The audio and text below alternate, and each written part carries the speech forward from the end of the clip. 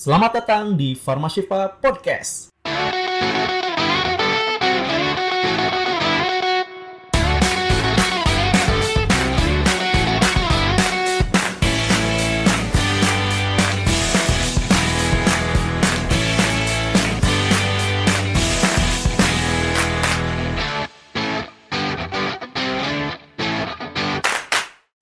Assalamualaikum warahmatullahi wabarakatuh.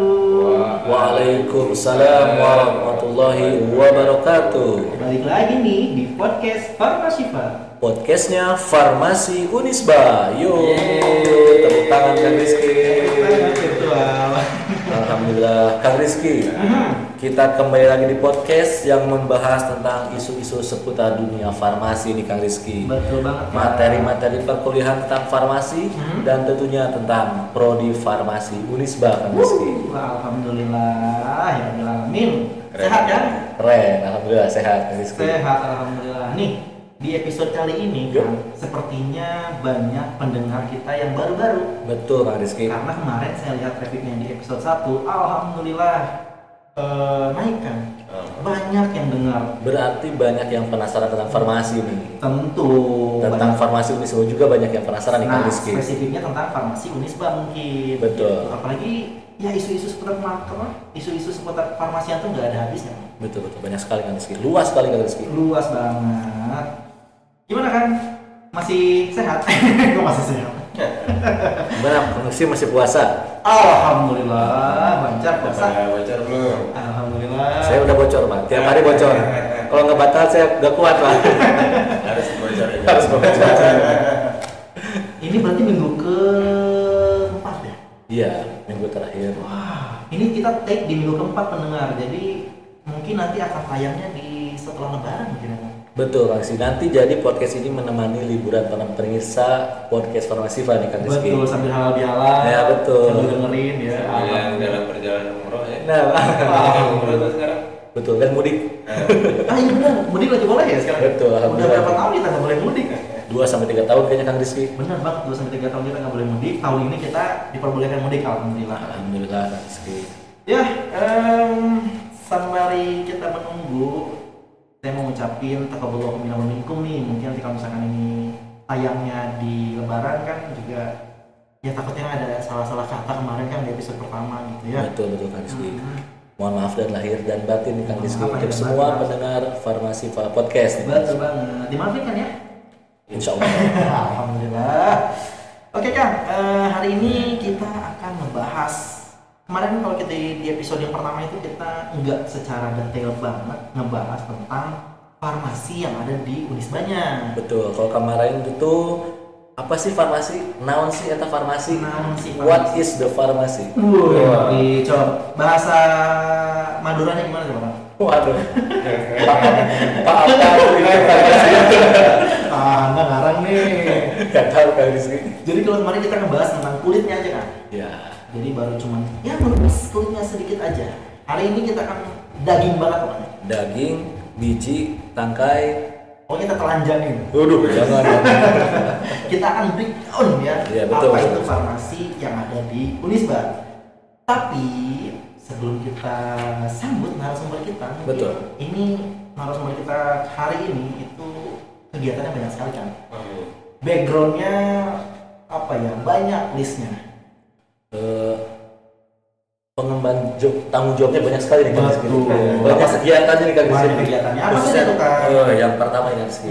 Saya akan bacakan kurikulum vitae beliau tersebut. Boleh. Biar Yang pertama, beliau merupakan lulusan sarjana dan apoteker dari Fakultas Farmasi Universitas Pancasila Jakarta. Jakarta. Pancasila itu ada berapa kan? Ada 5. Ada 5. Kalau rukun Islam Ada 5. berarti sama dong. Ada 5. Sama juga. Sama jumlahnya. Sama jumlahnya. Iya. Wah, ini hati-hati sekali ya. Next Kang Rizky ini. Oke, beliau ini itu masuk ke Unisba menjadi dosen di tahun 2010. Wah, sekarang udah 2022. Berarti sudah kurang lebih 12 tahun. Udah Ini lumayan lama. Wah, lama tuh kan. Kalau anak SD mah kalau anak kecil mah udah SD berarti. Udah mau masuk SMP. Udah masuk SMP betul. Next ya.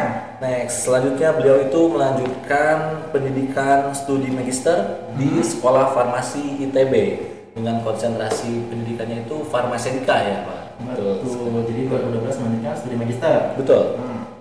Next, Kang Rizky. Oke, nah yang terbaru di kita adalah informasi buat para pendengar nih. Jadi di kita ini baru saja mendirikan program studi profesi apoteker. Kan ini semua nggak tiba-tiba berdiri ya kan? Iya. Mau tiba-tiba ujung juga ada. Iya. Pasti ada yang mempersiapkan dong. Betul. Ada yang mendirikan dong. Nah, beliau ini itu dulu sebagai ketua tim pendirian program studi profesi apoteker. Hebat sekali. Itu. Selain mendirikan juga, beliau juga berkecimpung di kegiatan apotekernya sendiri Kang Rizky. Apa tuh jadi apa ya? Beliau sebagai ketua bidang praktek kerja profesi apoteker. Jadi kalau ada yang mau kerja praktek, yang mau di apotek, di industri, di rumah sakit ini, para apoteker ini ke Pak Eka dulu nih Pak Rizky. Oh gitu. Bocoran. Kita udah diumpet-umpetin ini mungkin. Aduh minta tolong dong itu. Iya, selanjutnya nih Kang. Selain juga berkecimpung di apoteker farmasi, beliau sendiri juga sebagai ketua tim redaksi Bunga Rampai atau Book Chapter program studi farmasi Unisba. Apa itu Bunga Rampai Kang Rizky? Ya, Bunga Rampai itu kumpulan artikel-artikel internal yang dibuat atas pemikiran dosen-dosen Unisba. Oh, jadi ya. Betul ya, Pak? Betul ya? Satu tema. Karya-karya ilmiah gitu. Wah. Tapi temanya satu. Oke. Esa. Satu. Iya betul. Kan juga satu. Kang Rizky, di Unisba itu kan ada unit pelayanan terpadu kesehatan. Ya, Kliniknya lah Kang Rizky. klinik. Oke. Kalau sakit boleh ke sana? Boleh dong. Kalau sehat? Boleh juga. Oke, boleh. Mau ngapain? Jangan izinin perawat. Ini kita ada tujuan lain. Nah, beliau itu di sana sebagai apoteker penanggung jawab UPT Kesehatan Unisba. Luar biasa. Beliau menjabat dari tahun 2013 sampai sekarang Kang Rizky. Udah lama berarti. Lama sekali Kang Rizky. Sibuk beliau ini ya.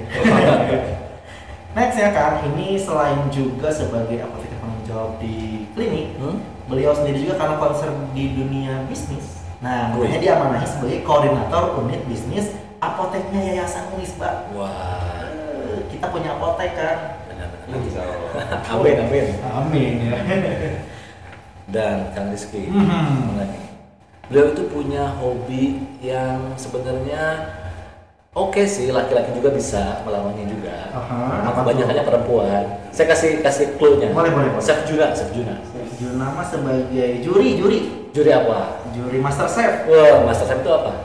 Berarti koki yang master. Masak. Oh, masak. Jadi hobi beliau itu adalah memasak Kang Rizky. Masak apa tuh? Oh, nanti kita tanya. Oh iya, kita lebih lanjut. Mudah-mudahan nggak cuma masak air itu. Biar apa tuh masak air? Biar makan. Kebiasaan. Pantun dong nantinya. Kemudian Hobi beliau yang kedua itu hmm, mengenai carpentry. what is this? This is a perkayuan atau Wah, pertukangan. Pertukangan. Berarti di belakang Iya, betul. pertukangan. Sanes. Nanti Tukang bahasa Sundanya. di kapan-kapan kita bisa bikin kursi, bikin dipan. Aduh, Mungkin udah dibuatin ya. Lumayan ya. Dan terakhir beliau itu suka olahraga yang kayaknya kalau olahraga itu harus di kafe sambil ngopi, kayaknya tidak sedikit. Tahu nggak? Olahraga di kafe sambil ngopi. Main pinball. Hampir sedikit lah. Karambol. Nah itu dikit-dikit tuh. Yang ada bolanya berat-berat sama ada penyodoknya tuh. Bola-bola berat ada penyodoknya. Biliar. Nah, oh. mantap. Unik ya. Iya dong. Biasanya kalau pria itu kan senangnya futsal, badminton, basket. Tapi- Bapak yang satu ini out of the box. Iya. Hobinya main biliar. Mantap. Betul. Dan yang terakhir nih kan, Apa? beliau ini sekarang menjabat diamanahi untuk jabatan struktural di lingkungan prodi farmasi sebagai kepala seksi laboratorium farmasi terpadu unit F atau biasa kita kenalnya laboratorium riset. Betul Kang Rizky. Laboratorium siapa ya? Nah itu masalahnya Kang Rizky. Kenapa tuh? Saya agak segan sudah Kang Rizky. Kenapa? Karena beliau itu bos saya. Tapi jangan salah, itu juga mantan bos Anda. Kang Rizky. Sebelumnya pernah dilancing. Berarti aduh, kita nih Lingkaran segitiga. hubungan kedekatannya emosionalnya dekat sekali. Dekat. Betul. Ya. Boleh langsung langsung aja nih, siapa narasumber kita hari ini, Kang? Narasumber kita hari ini adalah Bapak Apoteker Gita Cahya Eka Dharma SPAM MSI. Assalamualaikum warahmatullahi wabarakatuh, Pak Eka. Waalaikumsalam warahmatullahi wabarakatuh, Kang Rizky. Terima kasih, Kang. Di sini ada Kang Robi juga di belakang. Ada Kang Robi. Sehat Halo. semua. Alhamdulillah, Pak Eka sehat. Pak Eka, Terima kasih udah diundang. Saya sehat, alhamdulillah. Terima kasih juga Pak Eka sudah datang ke podcast Farmasifa nih, menyempatkan Iya, waktunya di wah, tengah kebanggaan dong. kesibukan Pak Eka nih. Benar, sebelum banget tadi udah kita sebutin. Enggak lah. Banyak banget. Jadi pengen nyumput pasti bacanya. Gimana? Pada ini semua pada baik-baik saja. Alhamdulillah, Pak. Kondisi tidak maksudnya. Iya, betul, baik-baik saja. Kita sudah mulai ini ya, sudah mulai blended ya. Iya. Kalau di lab riset mah kita punya ini unik sendiri mungkin ya. Kita tidak ada jadwalnya kalau di lab riset. Kalau di fisika sekarang mah Kita masih teknik online ya? semua, Pak. teknik ya. Teknik, betul. Sudah tidak ada farmasi. Dan teknik tidak belum membuka kartu untuk mempersilahkan. Ya, kemarin tuh terakhir konsultasi katanya lanjut online dulu aja kan. Ya udah deh. Enggak. Pak Eka, keluarga sehat alhamdulillah. Alhamdulillah sehat semua. Sama Ki, Pak Eka ini tulen orang Jawa Timur. Orang mana tuh Pak Rizky? Orang Madura. Iya. Makanya saya mau tanya, Pak Eka mudik nggak tahun ini? Saya pengen mudik sih, cuman kayaknya tahun ini Ramadan yang cukup berkesan. Sedikit curhat. Karena di tahun ini, karena istri saya sudah shift lagi kan, artinya 2 pagi, 2 siang, 2 malam. Jadi di Ramadan kali ini ada waktunya saya harus buka puasa berdua sama yang sulung karena istri saya dinas siang, jadi ada di rumah sakit. Dan ada juga waktunya ketika istri dinas malam, saya harus sahur cuma berdua. Dan nanti saat hari H itu sudah dapat jadwal ya. Kalau itu istri saya dinas pagi. Jadi yang berkesan di Ramadan kali ini itu. Jadi nanti lebarannya bersama anak-anak aja gitu Pak? Iya, bantu istri dulu. Tahu kalau misalkan dikasih kesempatan sholat berarti sholat dulu habis itu ngedrop. Udah sisanya sama anak dulu sampai istri jam 2 pulang baru ke keluarga. Berarti belum tahu mudik pulang ke Madura tuh nggak, Men? Belum, betul. Karena kabar terbaru kemarin saya baca berita di Madura sekarang sudah ada ini lapangan terbang. Oh, baru Pak. Baru. Artinya Jadi nanti akses mudik ke sana bisa lewat pesawat terbang gitu Pak? iya dan lebih cepat. Iya. Kalau dulu mah harus ke Juanda, Men? Ke Surabaya? Pasar Turi itu. Oh. Kalau mau naik kereta berhenti di Surabaya. Kalau mau bis mah bablas terus ada sampai ke Madura nih. Wah, saya cerita sedikit kan. Gimana? 2019 saya jadi lolos untuk BIMTEK di Surabaya. Oh iya. Iya, bimbingan teknis untuk perawatan laboratorium. Betul. Waktu ke Surabaya sama panitianya diajak untuk muterin Suramadu. Oh jembatan Suramadu. Jembatan Suramadu. Muterin atau bolak-balik?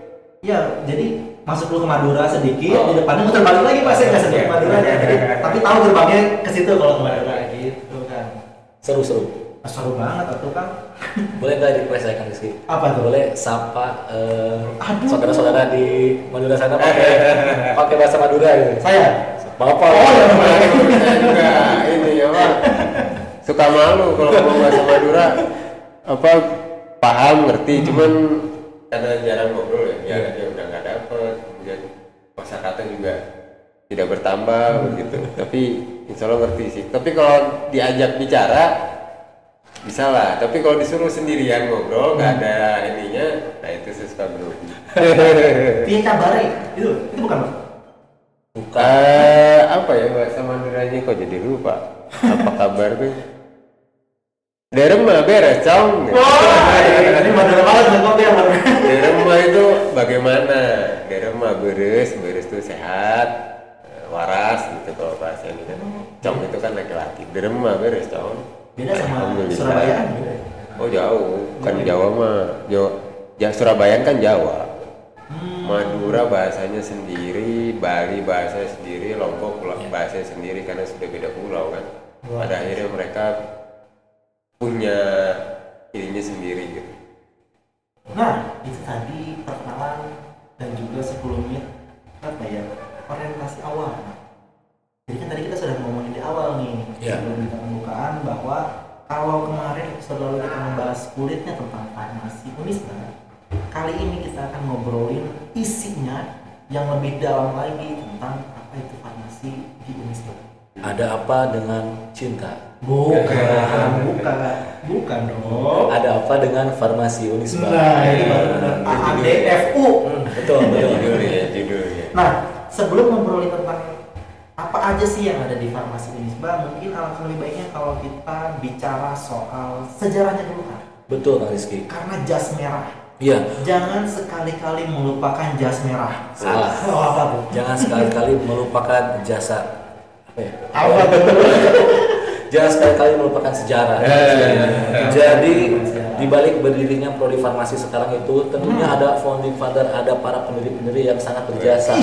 Sehingga kali ini prodi farmasi bisa sangat berjaya nih. Betul banget. Mungkin langsung saja kita tanya Pak Eka mungkin terkait sejarah farmasi Unisba itu seperti apa ya Pak? Baik, terima kasih Kang Rizky, Kang Fakih. Jadi kebetulan saya pernah dapat tugas di Mila tahun lalu, itu sebagai cikal bakal berdirinya bidang baru ya, bunga rampai. Nah, di situ diawali di bunga rampai pertama itu diawali, prosesinya dalam Mila diawali dengan saya mengoleksi data otentik yang sanadnya insya Allah sahih, langsung berujung kepada salah satu pendiri yaitu Bapak Hanan. Nah, jadi insya Allah ini yang akan saya sampaikan. 2000, jadi sempat beritanya itu beredar kalau farmasi itu inisiasinya dari dalam. Ini saya konfirmasi langsung dari sumbernya Pak Hanan. Ternyata tidak. Jadi ide dasar niat pendirian farmasi itu dari luar justru. Dari luar, bukan keinginan dari dalam. Saya tidak tahu apa pada saat itu sudah ada keinginan yang sama di dalam Unisba tapi tidak ketemu, ya karena memang posisi yang saya tanya di sini adalah Pak Hanan, ya berarti versi yang akan saya inikan adalah versi dari pendiri. Jadi tahun 2001 tepatnya itu ada suatu yayasan yang didirikan oleh, kita semua kenal beliau, Prof. Daryono, kemudian Pak Asari, ditambah dengan Pak Hanan jadi bertiga. Itu Yayasan Kesejahteraan Rakyat Avicenna. Itu seingat saya Agustus 2001 itu yayasan itu sudah ada berdiri. Nah, dari namanya tuh sudah langsung terbayang visi misi dari yayasan tersebut. Ketiganya ini mungkin saya perlu sampaikan karena mungkin pendengar dari sini juga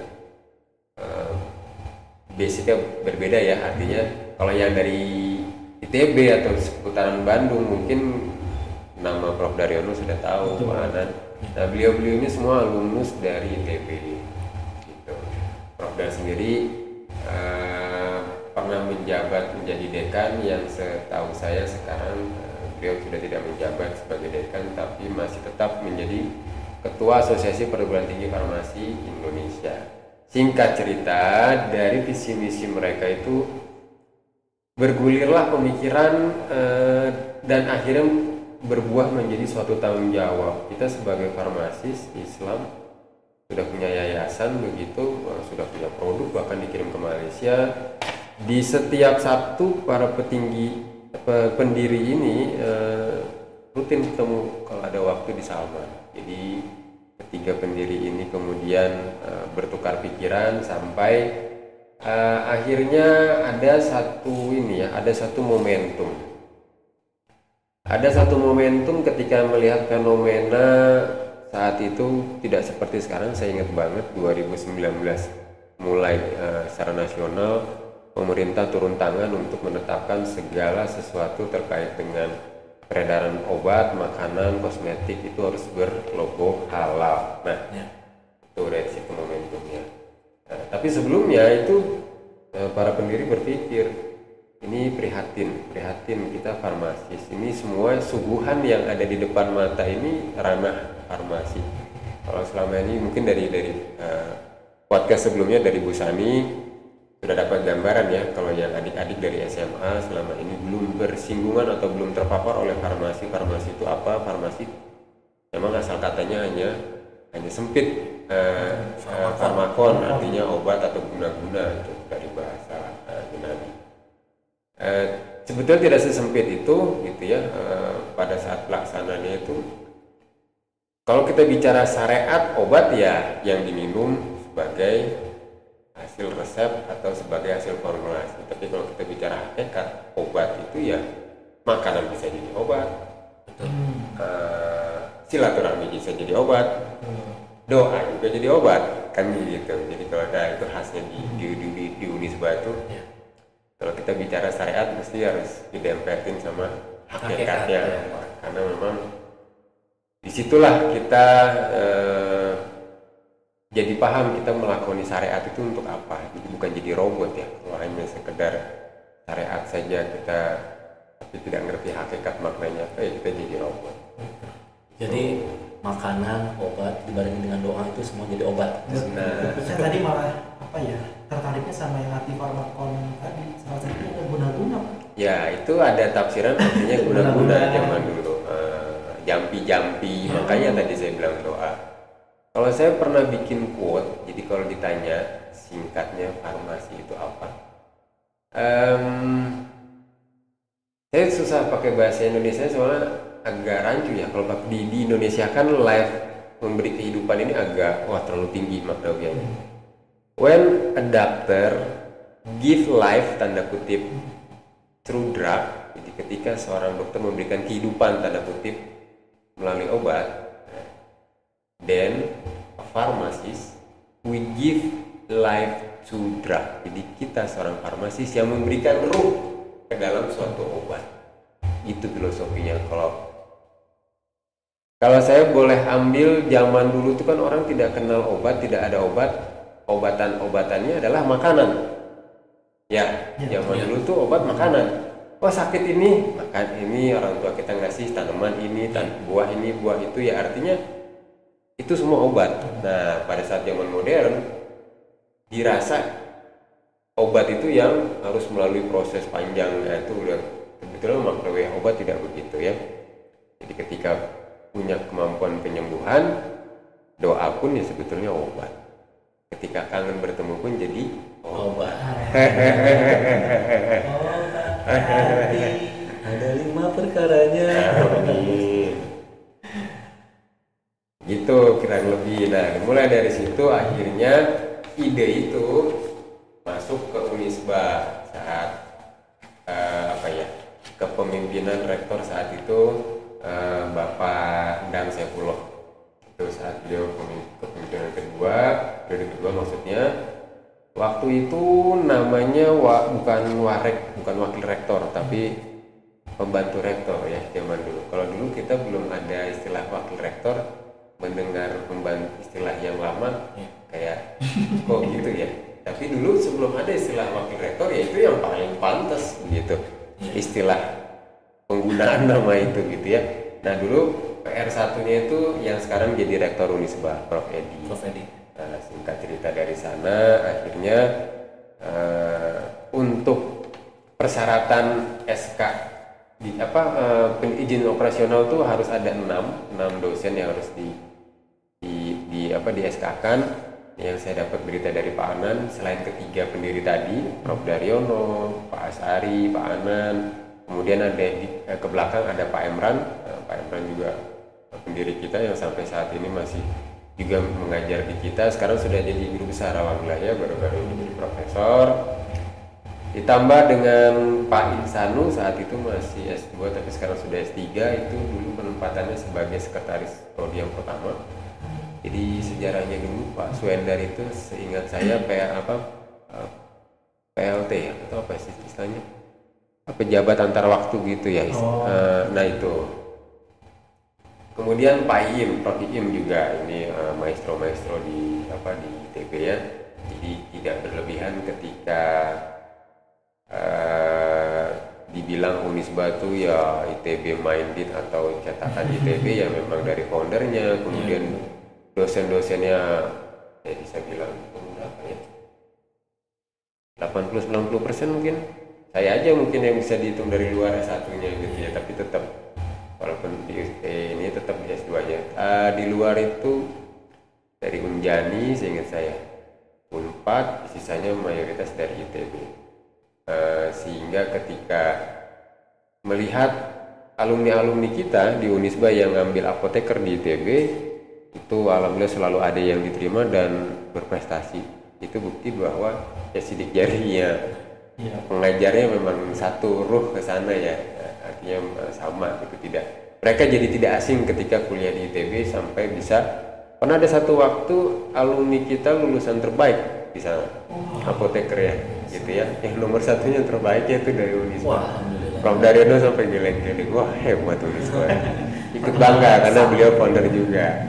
Gitu kurang lebih Kang. Jadi setelah berdiri SK-nya di detik-detik terakhir SK-nya mau keluar, setelah SK-nya keluar dan akan dilakukan penetapan struktur organik, nah mulai masuk nama Pak Embit almarhum.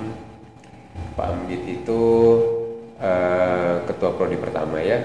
Beliau saat itu diminta kesediaannya menjadi kaprodi, akhirnya bersedia dan pensiun dini. Saat itu kata Pak Anan masih ada waktu 2 tahun 2 tahun sebelum waktu pensiun beliau, karena bersedia menjadi ketua program studi di kita, beliau pensiun dini, bukan mengundurkan diri, beda tafsiran nanti ya.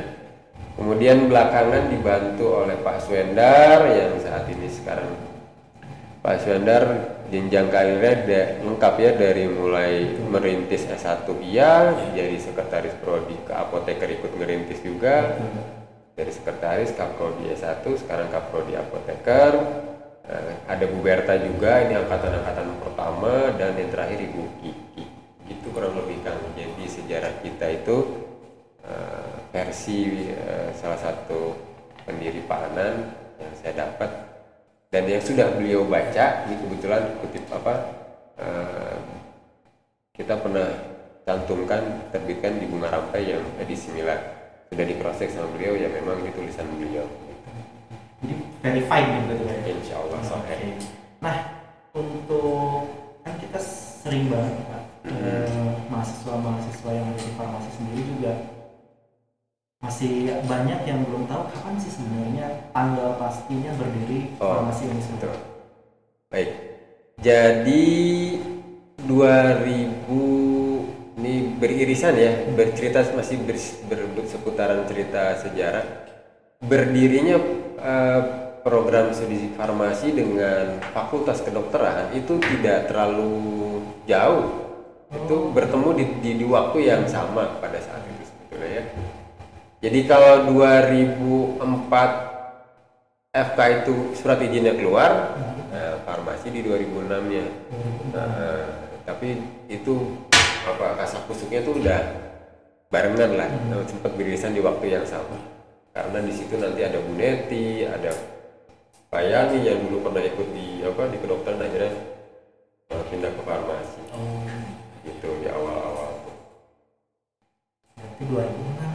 2006, kalau mau tepatnya itu milad kita itu adalah tanggal 14 Juni. 14 Juni 2006. Itu SK-nya. 14 Juni. Kalau Februari Valentine. Berdirinya udah lama, udah established. Iya, Udah banyak menghasilkan lulusan. Tadi cerita Pak Eka malah ada lulusan juga ya kuliah. Jadi lulusan farmasi Unisba juga bisa bersaing dengan lulusan-lulusan lain pasti. Ya, Insya Allah. Di alumni kita banyak ya, mulai di Unpad, di UI, di tempat saya juga di UP, di Pancasila itu awalnya agak ini ya, termasuk mahasiswa saya sendiri gitu. Apa sih Pancasila, tidak pernah dengar gitu. Pancasila tuh farmasinya itu farmasi swasta pertama di Indonesia pertama. Kemudian alhamdulillah memang dari dulu track recordnya bagus, akreditasinya juga A. Dan ketika mahasiswa angkatan pertama masuk ke sana itu 2007, saya ingat banget. 2007 dari situ akhir sampai ke sini terus selalu ada anak Unisba yang masuk, dan ketika adiknya nyoba cerita ke adiknya lagi masuk UP itu susah juga. Susah juga ya itu ya memang memang keliru ketika kita berpandangan bahwa swasta itu tidak ini atau gimana gitu ya. lalu tetap punya berdaya saing. Begitu. Nah itu kan sejarahnya begitu. Soalnya nanya terus Pak tanpa itu. Kan ya walaupun karena saya sudah di sini juga berapa tahun. Berapa tahun ya saya 2014 kesini Pak. Sebenarnya belum tahu seluk beluknya juga sebenarnya kali sekali. Berarti lusa bulan tuh Juni ya kan, kalau ya, betul. lusa hari itu ya lusa milad kan 16 kita sudah. Alhamdulillah. Insya Allah. Kalau anak udah SMP. Kelas berapa? Satu SMA. Iya. Satu SMA ya? Satu SMA tuh kelas berapa sih? Saya kan kalau sekarang mah nggak ada. Kelas 10. Nah itu saya suka loading. Tadi loading karena sekarang tuh nggak ada SMP SMA-an, semuanya dijadikan angka. 6, 7, 8, 9, 10 ya. 10 berarti kelas 1 SMA.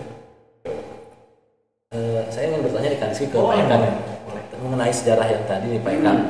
Saya penasaran yang mengenai Yayasan Kesejahteraan Rakyat Avicenna. Betul. Sebenarnya itu tuh mereka si yayasan itu bergerak dalam bidang apa sih sebenarnya Pak Eka awalnya itu?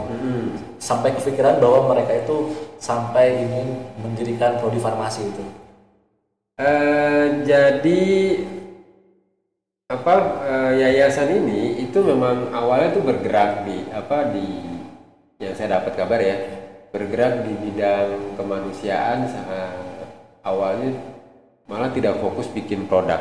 Itu mereka sudah membuat klinik, apotik gitu. Kalaupun produk juga produknya cari insya Allah, karena dari herbal itu sudah sampai ke Malaysia. Nah jadi ditambah dengan mungkin latar belakangnya juga dari Salman ya. Rutin, jadi akhirnya timbul rasa tanggung jawab. Nih kita sudah dikasih waktu gitu ya sama Gusti Allah melihat segala macam perkembangan terkait obat apa segala yang ada di suguhan kita lah, makanan, kosmetik. Kita punya ilmunya, kita tahu syariatnya. Akhirnya kepikiran punya ide gitu, kayaknya kalau bikin perguruan tinggi farmasi Islam itu insya Allah akan jadi pengejauhan tahan ikhtiar dari niat para pendiri. Luar biasa. Orang-orang kalau dengan niat mulia terus dieksekusi itu. Berawal dari keprihatinan, yang keprihatinan itu memang berawal dari kita punya ilmunya, banyak farmasis juga dari segi ini mungkin Islam begitu ya, tapi akhirnya ya kayak sendiri-sendiri aja gitu, ilmu ini suguhan saya di depan mata, obat tidak ada logo halalnya, kosmetik mungkin ini baru impor belum sempat tapi udah berani dipakai, itu kan jadi tangisan batin mungkin ya. Ya Kang Rizky, berarti dari kita setelah mendengarkan latar belakang pendirian prodi farmasi, kita bisa mengambil kesimpulan bahwa program studi farmasi Unisba itu memiliki kekhasan sendiri nih Kang Rizky. Dari pemikiran-pemikiran pendahulu kita nih Kang Rizky. Apalagi di bawah naungan Universitas Islam Bandung. Jelas itu Islam. Iya. Mungkin ada beberapa khas yang membedakan kita prodi farmasi Unisba dibandingkan dengan prodi farmasi yang lain. Betul Kang Rizky. Jadi apa sih keunggulan dari prodi farmasi Unisba dibandingkan dengan prodi yang lain? Prodi farmasi yang lain. Pak Eka mungkin bisa dijelaskan. Ini dia kita sudah mulai masuk ta'aruf ya. Kalau tadi itu sejarah, kita mulai kenalan dengan orangnya. Kalau tadi kenalan dengan latar belakangnya. Jadi yang khas kayaknya ini ya, saya kayaknya agak-agak mirip deh dengan perguruan tinggi Islam lainnya. Pengetahuan saya bicara-bicara juga dengan senior-senior kita di yayasan Unisba itu salah satu atau bahkan pernah nanti mohon diklarifikasi kalau saya keliru, salah satu founder dari semacam perkumpulan atau perhimpunan begitu perguruan tinggi swasta Islam itu Unisba yang jadi pendiri atau perintisnya, sempat jadi ketuanya, kemudian sekarang sudah bergilir berganti ke perguruan tinggi Islam lainnya. Sepertinya agak-agak mirip ya ruhnya gitu, karena memang dasar pendiriannya juga perguruan kayak kita punya saudara seperjuangan itu UII. Itu kan awalnya pendirinya itu semua berteman ketika kemerdekaan sudah tercapai, mereka banting setir dalam tanda kutip, perjuangan kita sekarang tidak lagi pakai senjata, kita berjuang lewat jalur yang lain, jalur akademis. Akhirnya mereka membuatlah yayasan-yayasan, perguruan tinggi di daerahnya masing-masing, hingga pasti ada kemiripan gaya, kemiripan ruh begitu, yang saya yakin semuanya sama, tapi mungkin nanti gaya penyampaiannya berbeda. Khasnya itu adalah dicanangkannya sudah lama ya, tapi sepengetahuan saya, seingat saya 2 tahun paling cepat gitu ya, ke belakang itu baru mulai itu kita diminta untuk mengkoleksi, melakukan perbendaharaan, melakukan pendokumentasian kuliah secara tertulis yang ada di RPS, secara tertulis yang ada terpampang di slide presentasi, itu ada tidak materi Islamnya. Dulu tidak ada tuh, hanya sekedar ya kita integralisasi. Nah itu 2 tahun ke belakang itu kita sudah terdokumentasikan dengan baik, yang artinya dari situ kalau disederhanakan itu mungkin istilah kami waktu saat kemarin membuat proposal PSPH itu Islamic Insert Curriculum. Jadi semua mata kuliah itu sudah terinternalisasi dan terintegral dengan kaidah-kaidah Islam. Nah, itu yang pertama. Kemudian yang kedua, kemarin saya juga sempat bantu-bantu promosi begitu ya. Jadi di grup teman saya waktu kuliah itu sempat terpukau juga ya mungkin pemikirannya belum pernah punya teman atau pengalaman perguruan tinggi Islam gitu ya.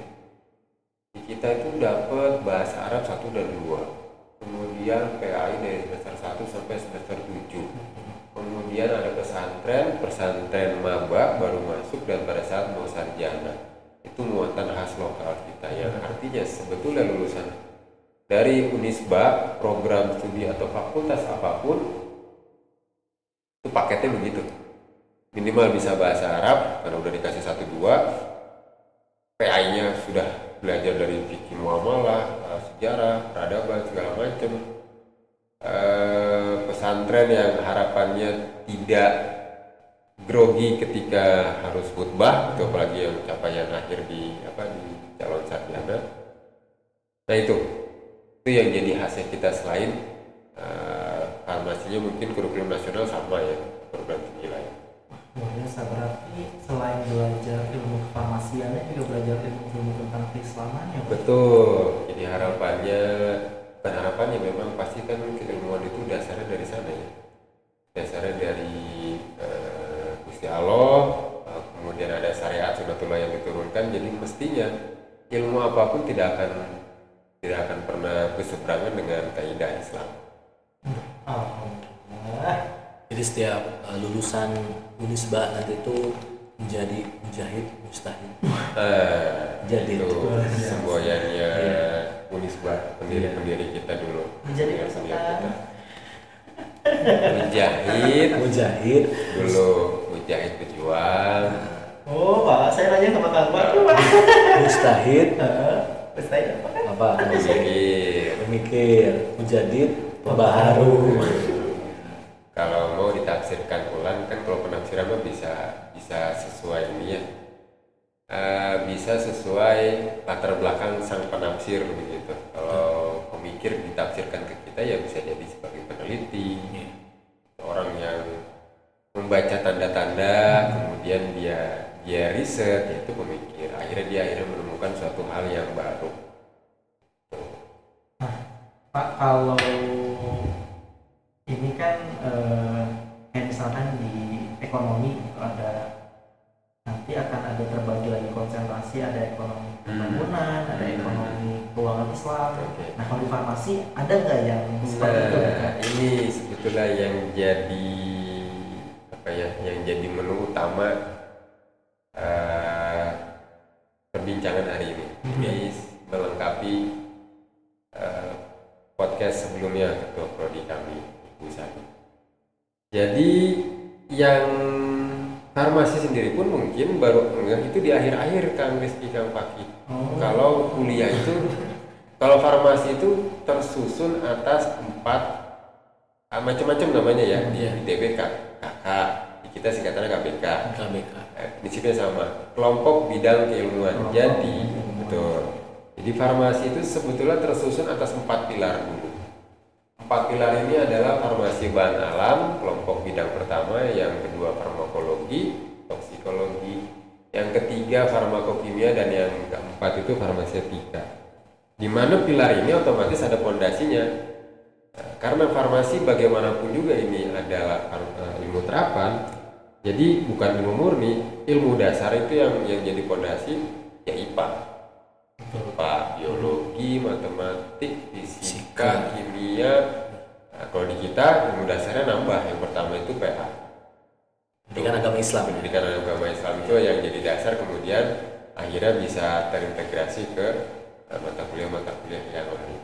Nah, ini yang tadi saya bilang mahasiswa kita sendiri baru ngeh ketika mereka melakukan tugas akhir, harus memilih salah satu dari 4 KBK tadi. Itu yang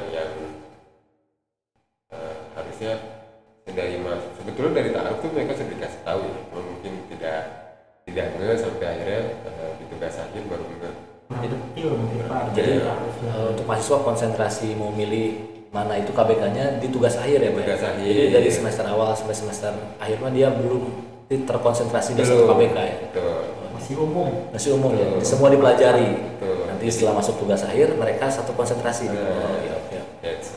That's right. Itu kanan. That's left. That's right. Boleh sambil dijelasin sedikit demi sedikit terkait KBK ya, Pak? Betul. Jadi ada apa dengan farmasi secara umum, secara khusus farmasi di sini adalah farmasi Unisba ya, sebagai tajuk pembicaraan kita atau tema kita di podcast hari ini adalah jadi farmasi tingkat S1 ketika lulus bergelar sarjana farmasi, yang artinya dia punya kemampuan farmasi bahan alam, punya kemampuan keilmuan. Kemampuan itu artinya saya analogikan sebagai paket komplit pengetahuan dan praktikum begitu loh. Skill hard dan soft skillnya gitu. Jadi sarjana farmasi itu otomatis dia punya kemampuan di farmasi bahan alam, punya kemampuan di farmakologi, toksikologi, dan terakhir punya kemampuan di farmaseutika. Sehingga ketika dibahasnya sendiri-sendiri ini jadi agak lucu. Harusnya dibahas 4 KBK ini sebetulnya satu nafas yang sama gitu. Kenapa bisa begitu? Ini pemahaman saya ya, pemahaman saya. Jadi kan segala sesuatu pasti ada yang jadi hulu, ada yang jadi hilir. Nah, kita ambil patternnya begitu, ambil polanya. Jadi kalau diposisikan siapa yang di hulu itu adalah farmasi bahan alam. Jadi nanti kemampuan yang diperoleh, dibekali oleh dosen-dosen rekan-rekan kami dari farmasi bahan alam baik teori maupun praktikum, itu seputaran dari dasar ya, pengenalan terkait dengan, kita bicara bahan alam bukan berarti obat-obatan itu menutup mata tidak ada yang kimia, bukan ya. Nah, kita bahas satu-satu dulu. Farmasi bahan alam di sini diberikan pengetahuan terkait dengan pengenalan bahan-bahan alam apa saja yang punya potensi sebagai pengobatan, dari mulai mikroskopik sampai makroskopik. Itu dari mulai ngintip di mikroskop, oh ini sel-selnya kalau ada minyak atsirinya, kalau misalkan ini ada kristal rosetnya, ada kristal oksalatnya, ini menunjukkan kekhasan apa, sampai makroskopik pertama ya. Makroskopiknya itu misalkan dulu saya ingat sama juga di sini seperti itu ya, dikasih potongan daun, dikasih potongan rajangan, atau bahkan sudah jadi serbuk. Kita harus mampu mengidentifikasi baik mikroskopik, makroskopik, baik dicicipin, dilihat kan ada khasnya, misalkan jahe dari baunya sudah ketahuan. Tapi ketika jahe dicampur dengan rimpang-rimpangan yang punya aroma khas juga kan dia bisa jadi blended juga baunya begitu. gitu. Jadi hidung itu harusnya anak farmasi hidungnya tuh sudah peka ya sudah punya level berbeda dengan orang umum kalau memang dia latih baik-baik, karena itu kemampuan dasar dia mengendus itu, namanya mencium gitu. Jadi panelis ya. Nah, Jadi panelis kan Rizky. panelis bau-bauan. Bauan dirasa cium. Nah, organoleptis itu juga ini ya harus urut ya. Saya sering bilang ke mahasiswa pada saat ngajar, kan organoleptis itu bentuk, warna, aroma dan rasa gitu. Ini harus urut. Ini saya juga dulu diceritain sama guru saya. Ketika tidak urut, apa yang terjadi? Misalkan ini ada suatu sediaan, dianggap dia sediaan, bentuknya bulat, warnanya hitam. Nah, dia loncat langsung ke yang terakhir, dirasa, tidak diendus dulu. Nah, kan lucu kalau yang diambil itu pada saat sisa-sisa Idul Kurban. Wah, ini pil nih. Wah, langsung aja ini nggak di. Nah, itu jadi harus diurut. Betul nih, kayak pil, warna juga kayaknya nih rumput-rumputan, tanaman-tanaman lah. Kan memang seperti itu ya, sisa-sisa Idul Adha. Nah, kemudian diendus. Wah, kayaknya baunya bukan ini deh. Sudah, jangan dirasain gitu. Nah, itu yang pertama Kang Rizky, Kang Fakih. Jadi di farmasi bahan alam tidak hanya dipaparkan, dibekali terkait dengan kemampuan mengenali bahan-bahan alam, kemudian juga dibekali dengan kemampuan bagaimana cara mengekstraksi mengeluarkan sari-sari senyawa aktif dari bahan alam sehingga bisa dikonsumsi, entah nanti keluar ada fraksinat ataupun isolat. Sampai ke sana pengetahuannya. Kalau untuk detailnya ya, kalau mereka memang mau fokus ke sana ya harus tugas akhir harus milih ke sana begitu. Tapi pembekalannya sudah sampai ke arah sana. Sehingga berangkat dari situ harusnya kalau dilanjut ke KBK berikutnya, jadi anggap saja kita dari farmasi bahan alam ini. Tapi maaf Pak Eka, saya potong nih. Saya agak penasaran juga nih kondisi sebenarnya. Tadi kan KBK yang pernah itu farmasi bahan alam. Tapi tadi Pak Eka lebih menyebutkan ke botani ya, ke botani.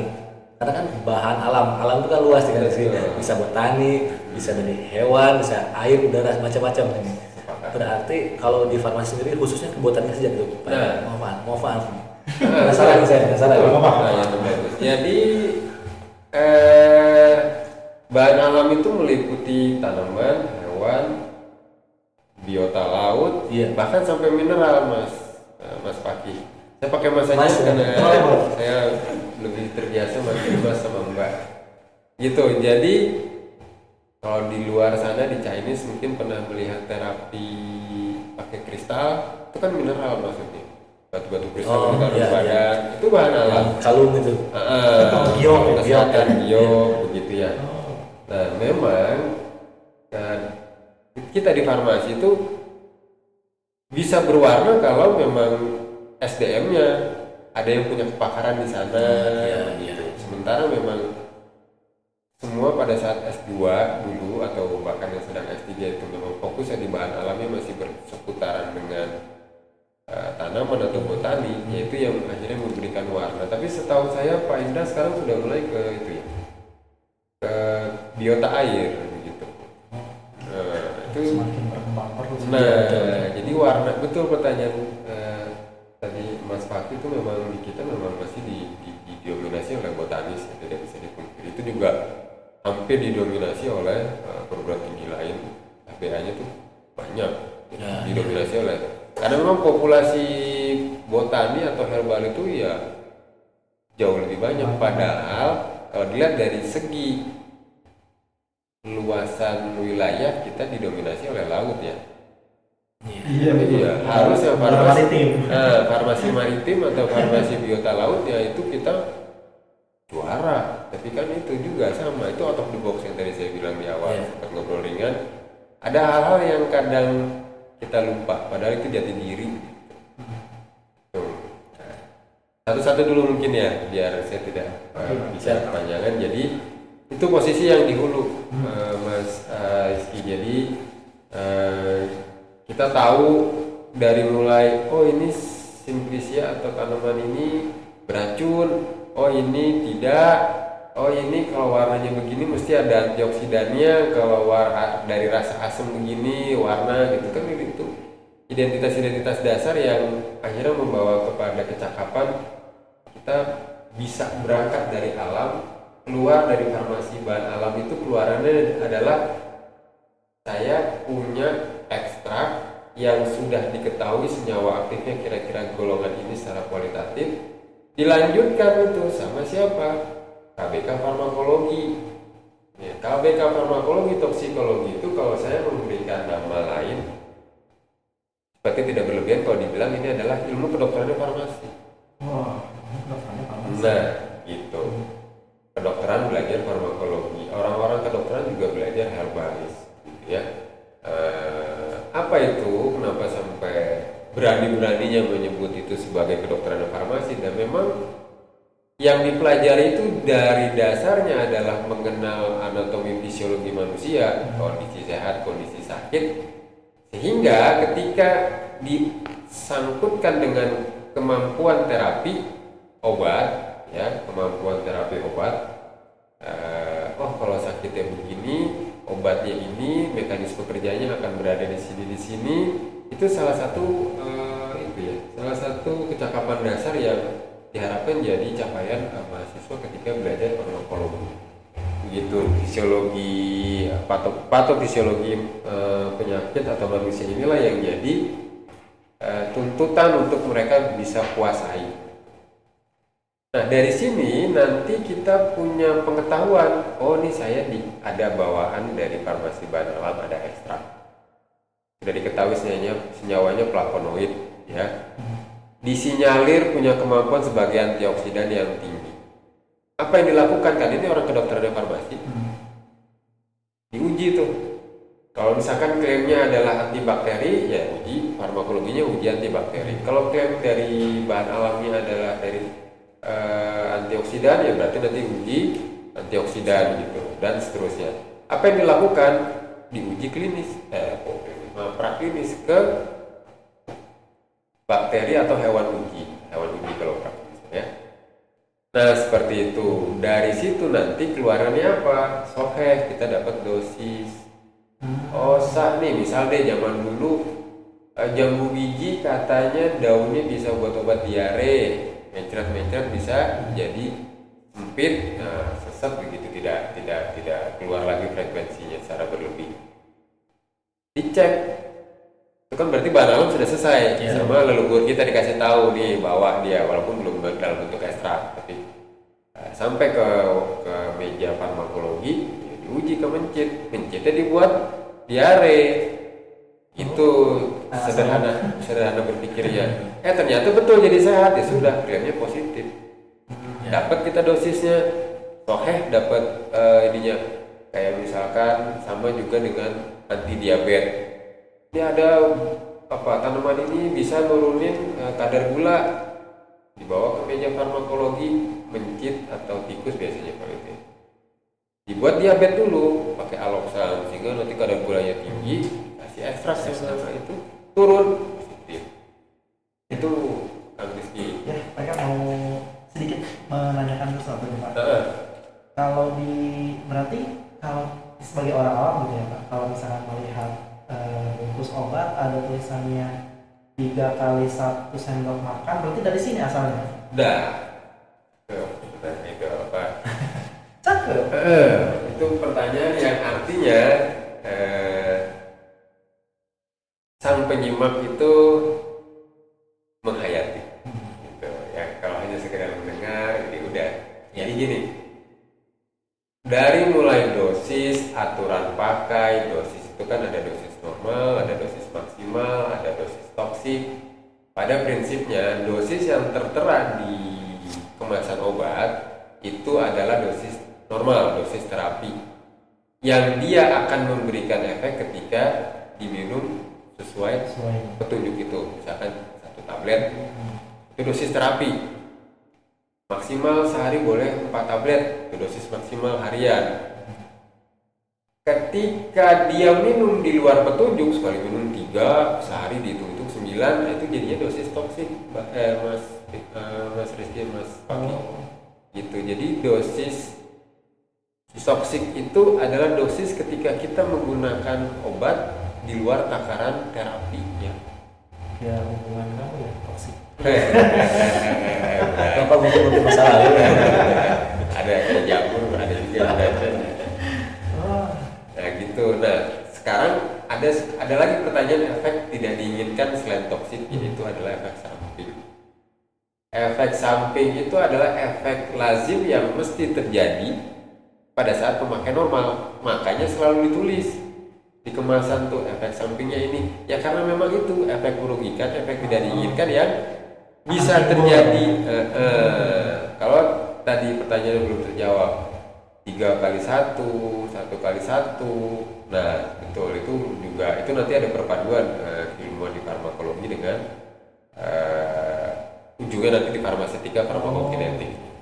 Jadi yang perlu ini juga jadi momentum ya.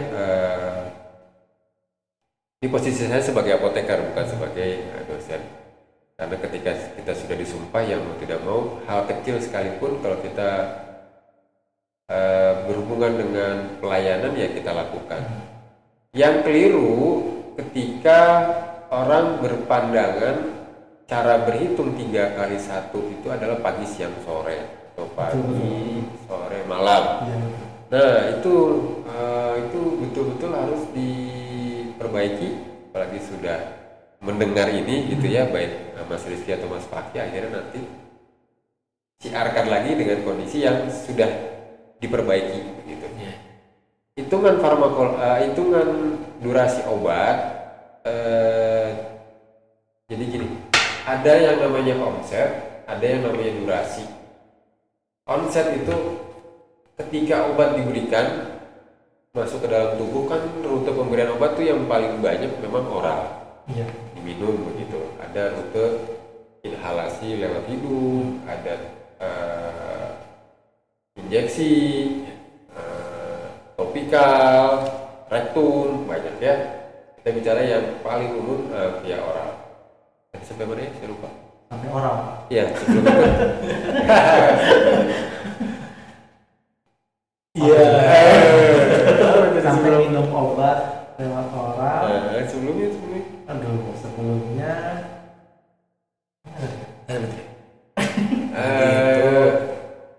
Mengenai ya. Coba. Ya. Nah itu kalau kata orang tua dulu, ketika sudah di lidah, tapi kelupaan keluar, katanya banyak dosa sama ibu. Astagfirullahaladzim. Mama hampura ya Allah. Itu kata orang tua dulu ya. Jadi kalau udah di lidah tapi lupa tiba-tiba, katanya banyak dosa sama. Ya. Untung saya ingat. Jadi mudah-mudahan mama saya selalu memaafkan saya. Gitu ya. Kalau katanya begitu, kalau tiba-tiba lupa terus nggak inget lagi, nah itu lebih bahaya. Kalau tiba-tiba jadi ingat, berarti silaturahmi ke orang ke mamanya bagus. Jadi itu lupa yang lumrah. Ya, jadi tadi saya sedang bicara ke 3 kali pemakaian yang keliru di masyarakat, pagi, siang, malam atau itu. Nah itu yang keliru. Jadi yang betul itu adalah 3 kalinya itu pembagian dari 24 jam. 3 kalinya dari karena 1 hari kan? 1 hari. Jadi bagi 3. betul berapa kan pagi? 8 jam. Jadi durasi minumnya itu 8 jam. 1 sendok per 8 jam. Betul. Jadi keliru. Ketika apalagi punya anak kecil ini jadi bahaya. Saya bicara ini sebagai apoteker sekali lagi ya. Pagi minum sirup, mau sirup lah biasa kalau anak-anak ya. Atau kadang kalau 3 kali sehari itu pagi jam 8, yang kedua jam 12. Iya. Sering kan orang tua begitu, atau jam 1. Iya. Dihitung coba, cuma 4 jam 5 jam. Apa sih yang terjadi? Yang terjadi adalah ketika saya onset. Onset itu obat ketika diminum sampai memberikan efek minimum, itu namanya onset. Jadi obat diminum itu tidak langsung memberikan efek, Mas. Contoh, kalau sirup mah selesai ya, dia tidak ada proses penghancuran. Kita bicara tablet yang agak-agak levelnya di atas. Artinya kalau kita sudah bicara tablet paham, insya Allah bicara larutan itu lebih paham lagi, karena dia levelnya harus hancur dulu tablet itu kan. Jadi ada proses di mana obat dalam hal ini zat aktif dijamin bisa keluar dari tablet, dari obatnya, dari matriksnya kalau kita bilang. Kalau misalkan tablet ya pecah keluar dari tabletnya, kalau misalkan kita bicara supositoria ya keluar lepas dari basisnya, salep, krim segala macam, sama konsepnya liberasi. Jadi pada saat dia bisa formulator ya bisa menjamin dia lepas, bebas, tablet diminum itu syarat waktu hancur tablet yang baik diatur itu 15 menit. Artinya sekarang dapat nih pengetahuan sedikit-sedikit. Kalau saya minum tablet jam 10.00 harusnya 10.15 tablet itu sudah hancur. Ya, udah larut ya, Sudah hancur dulu. Jadi kita bicara yang normal ya, belum bicara yang agak dalam. Kecuali yang tidak normal, kondisi lagi demam atau lagi aktivitas olahraga, jadi minum tabletnya itu tablet suplemen misalkan, jadi memang mau dipakai supaya ada tenaga. Itu beda ketika yang minum sedang kedinginan, menggigil, diam, tidak bergerak, karena kondisi suhu lambung kan beda dong. Satu di tabletnya di rendam dalam tanda kutip, kan di lambung itu orang dewasa normal 900 mili ya. Iya betul. Nah, kondisi suhu tubuh. Ya. Ketika lagi panas demam, otomatis suhu juga di dalam lebih tinggi dong. Nah, kita merendam tablet dengan suhu orang lagi dingin kedinginan dengan suhu orang yang lagi demam atau lagi panas pasti lebih cepat hancur ya. Panas. Betul. Nah, jadi proses tablet masuk diminum harus mampu hancur. Setelah hancur dia terdisolusi dulu, larut dulu di dalam air, di dalam cairan lambung. Setelah itu kalau kelarutannya baik ya aman ya. Kalau biasanya zat aktif farmasi didominasi oleh bentuk padatan dan BCS kelas 2, Biopharmaceutical Classification System. BCS kelas 2 itu kemampuan larut di dalam airnya rendah tapi permeabilitasnya tinggi atau kelarutan dalam lipidnya tinggi. Sederhananya adalah hancur, larut, jalan. Dari tempat dia pecah dia harus bisa jalan ya, karena lambung tempat dia pecah, tempat dia diserap di usus, jalan tuh dia berdifusi namanya. Setelah mampu melewati rintangan yang ada di lambung, akhirnya siap masuk pintu gerbang membran. Ketika nanti masuk di situ sah disebut obat diserap atau diabsorpsi. Itu adalah suatu rangkaian yang panjang hingga ketika minum belum tentu ada reaksi apa-apa.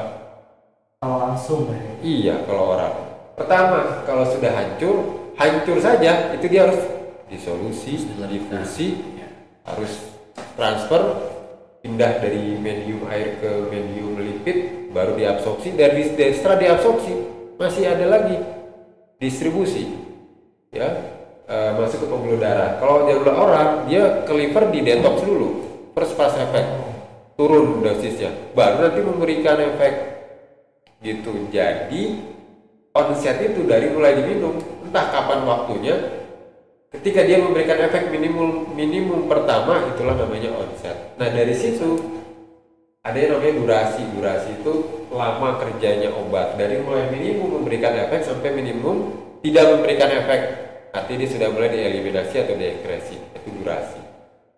Jadi perhitungan 8 jam, 3 kali sehari, 2 kali atau sehari, itu sebetulnya dari sana. Jadi kalau lihat dari grafiknya, obat-obatan yang memang diformulasikan dan diatur penggunaannya 3 kali itu di kurvanya nanti pas di 8 jam itu mulai turun. Artinya kalau mau dikasih cocok karena di 8 jam itu mulai turun dia.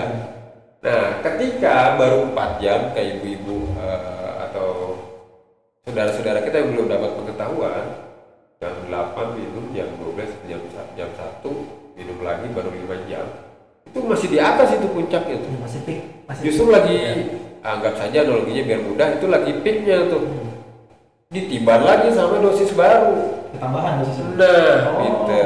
Jadi itu yang jadi bahaya kalau anak-anak bayi. Jadi tanpa sadar sang orang tua melakukan pengakumulasian dosis sejak dini. Jangan heran nanti ketika di kemudian hari dosisnya nggak cukup lagi kalau dia minum segitu. Jadi dia resisten itu.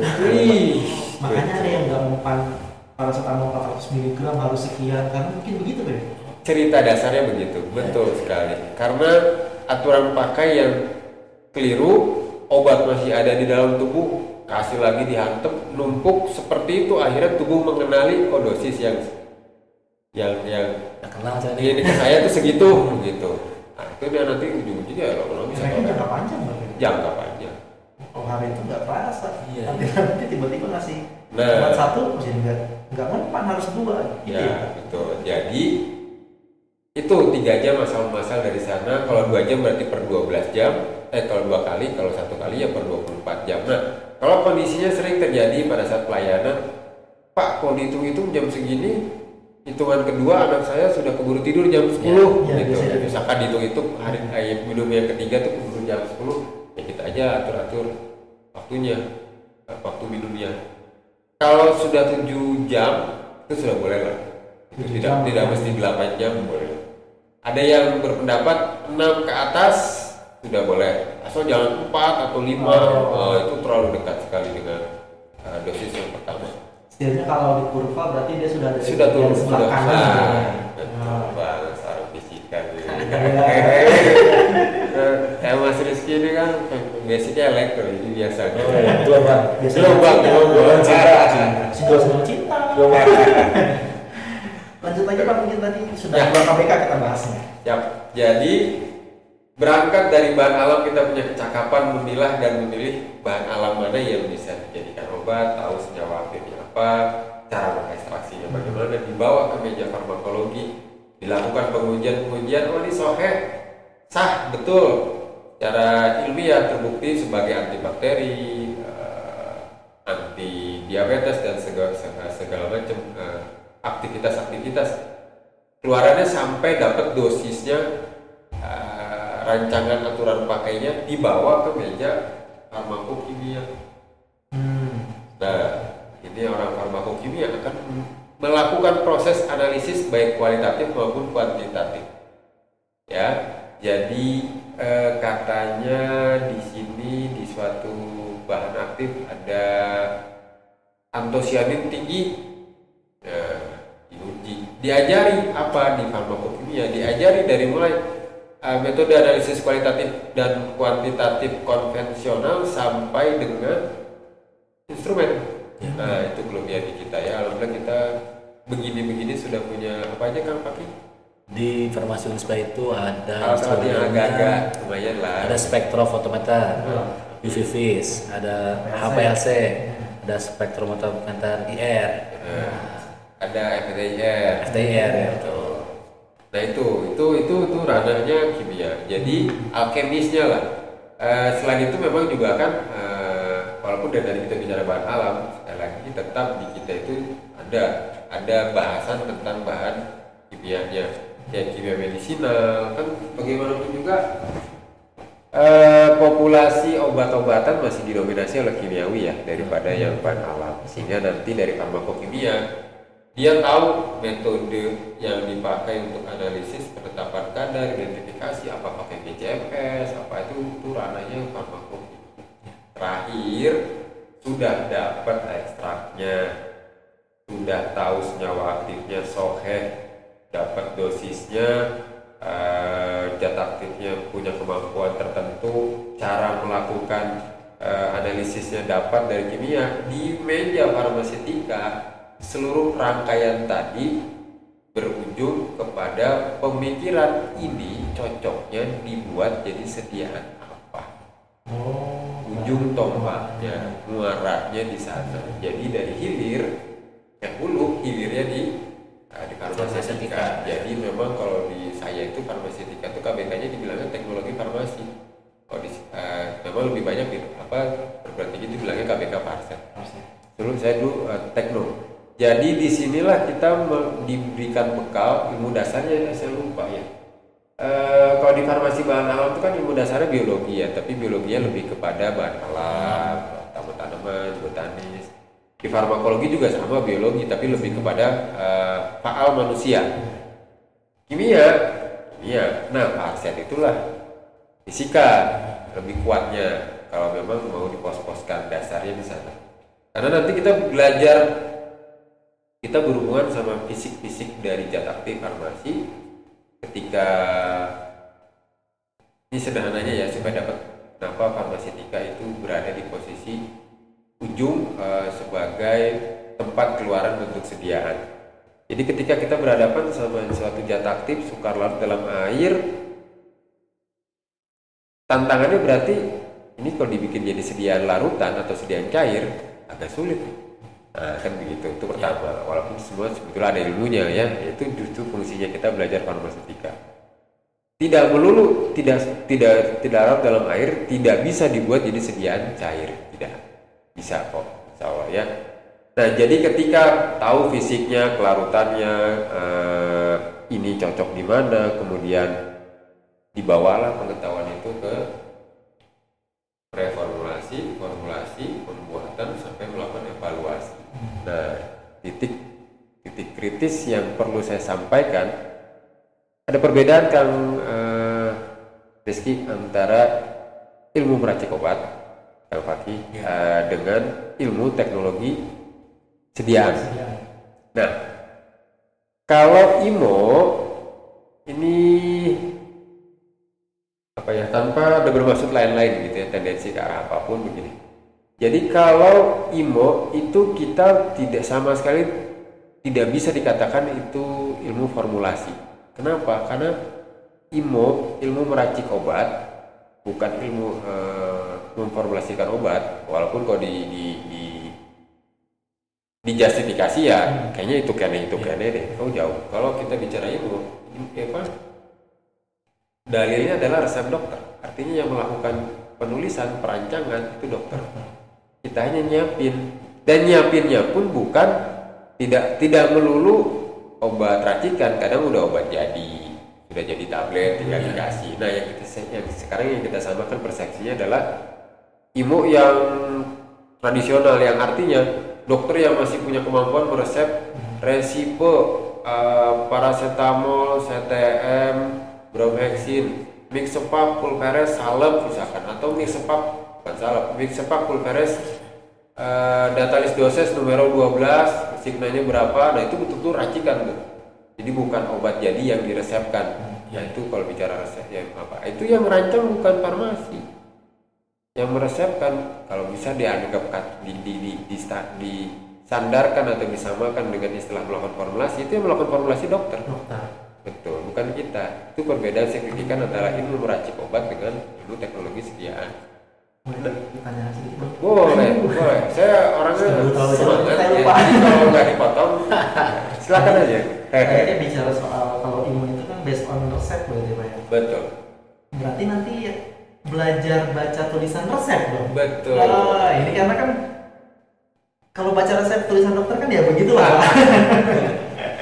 Gitu. Jadi gini, ini saya bicara fakta ya. Artinya mohon maaf sekali lagi tanpa ada maksud tendensi ke pihak manapun, tapi faktanya seperti itu. Ada fakta yang beredar bahwa tulisan dokter sebetulnya bisa bagus. Saya yakin bagus-bagus lah karena mereka pinter, orang pinter gitu ya. Apalagi tulisan orang zaman dulu tuh rapi-rapi loh dibandingkan tulisan orang-orang kita zaman sekarang. Tapi ada tujuan tertentu yang memang dibuat supaya untuk faktor keselamatan terutama ya, supaya tidak mudah dibaca. Nah, itu pertama. Faktor keamanan maksudnya apa? Supaya kalau pasien tidak bisa baca, otomatis dia tidak tahu harus menebus apa. Itu ya, walaupun setelah jadi obatnya dia bisa ingat itu dari tulisan obatnya gitu. Ada standar SOP yang saya pelajari dari rekan-rekan saya di kedokteran, kebetulan saya juga dokter. Diagnosa yang paling baik itu dilakukan 2 minggu. Jadi kalau resep kemudian sudah 2 minggu, dia harus diagnosa lagi. Gitu ya. Masa berlaku resepnya. Diagnosa yang bagus itu per 2 minggu lah maksimal. Makanya selalu dokter bilang kalau baru periksa kontrol lagi ya, bahkan kadang 3 hari atau begitu. Itu maksudnya ke sana. ada perkembangan yang harus diperhatikan ketika kondisinya membaik atau memburuk, artinya itu bisa merubah isi resep gitu. Jadi yang tadi Kang Rizky tanyakan, cara membaca itu sebetulnya bukan cara membaca tulisan yang mengorak-orak gitu, tapi lebih kepada codingnya, mix sepak, tulisannya, numero, signa, itu yang kita pelajari, bukan tulisan. Kalau itu jam terbang, ketika kita dipaparkan, dihadapkan satu dokter tulisannya, wuss, keren banget, ada yang, wah ini aku baca, karena sangat jelas gitu. Itu tidak ada ilmunya, itu belajarnya di lapangan. Based on pengalaman. Nah, itu dia, karena memang itu tadi ya, dokter berpikir keamanan, kalau bisa ditebus sendiri, itu nanti jadi bahaya. Kemudian akhirnya pun tidak terelakkan, rumah sakit tuh tidak ada lagi resep yang beredar, semua langsung diketik di ruang periksa, nongol di apotek. Sekarang pasien tidak sama sekali pegang resep atau bawa resep kemana-mana.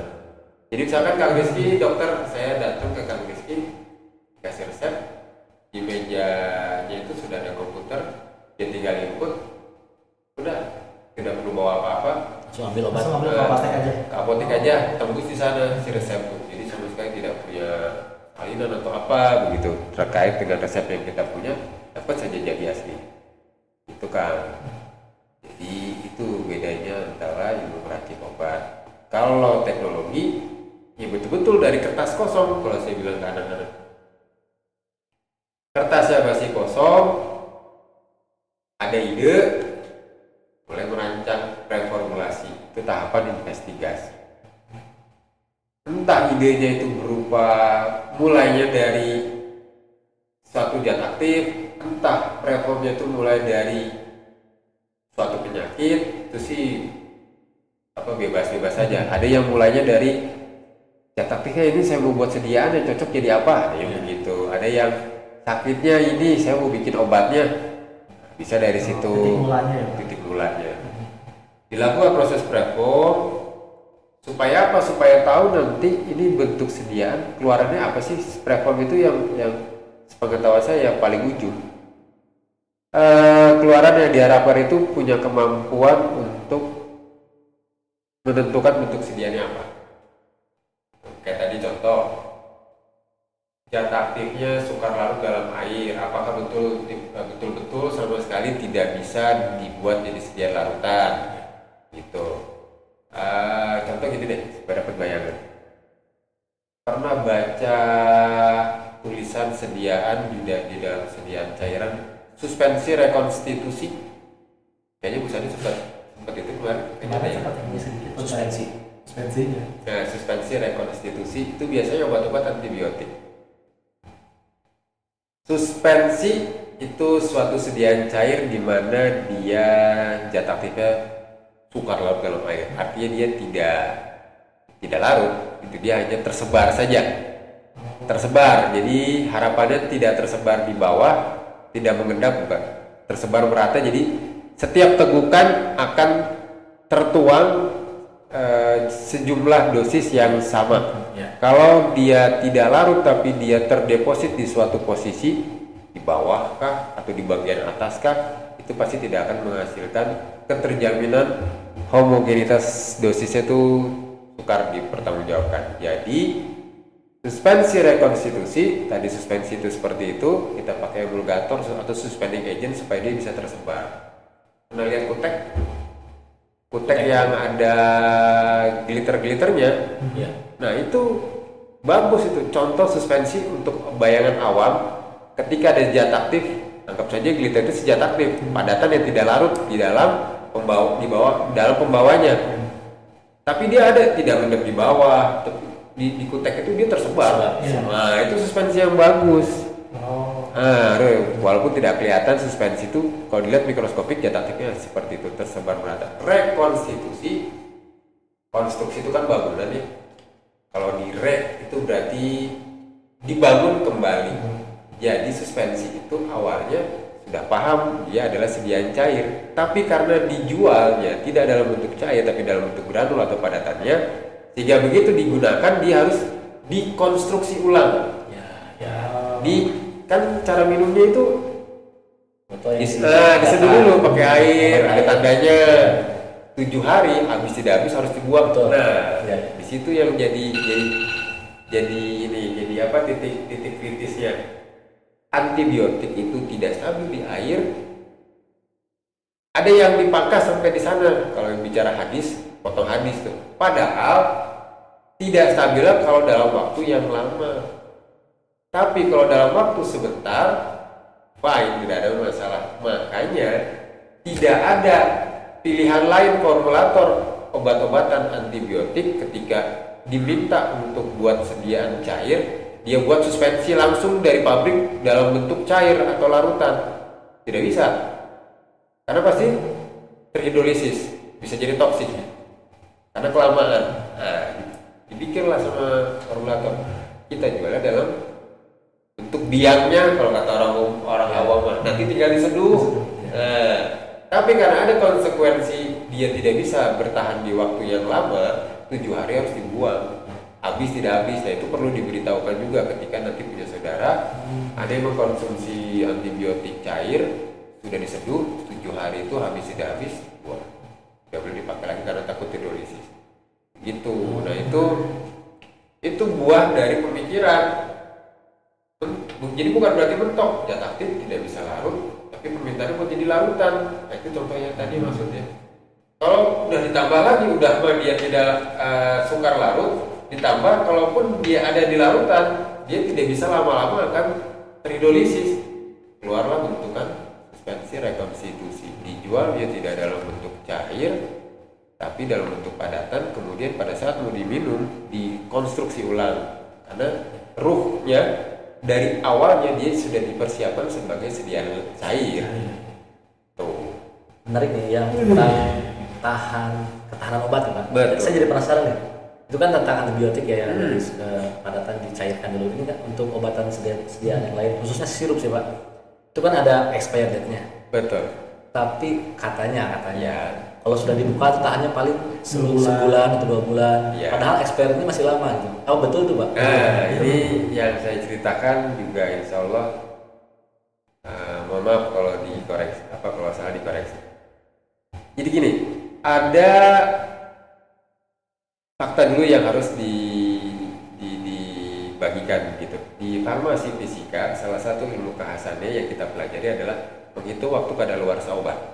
Itu saya pengakunya. Jadi ada kondisi ini supaya dapat ya, saya tidak langsung jumping ke ujung, saya coba sedikit tapi mungkin ringkas. Kita bikin sediaan obat. Mau tahu nih kadaluarsanya kapan? Masa iya kita tungguin sampai 2 tahun? Kalau ternyata dia bisa awet sampai 4 tahun begitu ya. Berarti kita nunggu sampai 4 tahun. Kan nggak mungkin. Tadi saya sempat ngomong 9. Kapan patokan secara perhitungan itu dikatakan kadaluarsa? Ketika di penetapan kadar, dosisnya kadarnya tinggal 90%. Itu sudah dikatakan kadaluarsa. Ini penting juga untuk diketahui. Jadi konsep dasar perhitungan kadaluarsa itu sebetulnya ditentukan dari ketika obat nih baru jadi dicek penetapan kadar tanpa pakai spektro gitu ya. Kadarnya masih 93 sampai terakhir 90. Nah, itu dia sampai ke situ posisinya butuh 2 tahun. Berarti di situ kadaluarsanya. Jadi secara perhitungan hitungan kadaluarsa itu tidak serta-merta obat langsung tidak punya potensi apa-apa, bukan. Ya, tapi ditetapkan tanggal itu sebagai jaminan terhadap konsumen. Angka atau 90% itu adalah potensi terakhir lah. Jangan sampai ngasih ke pasien potensi mengobatinya walaupun 100% aja itu belum tentu akan ketersediaan hayati tadi ya. Sedikit loncat dulu supaya gerbongnya tidak bolong-bolong. Tadi kita sudah belajar obat pecah sampai masuk ke membran itu kan dia melewati banyak proses.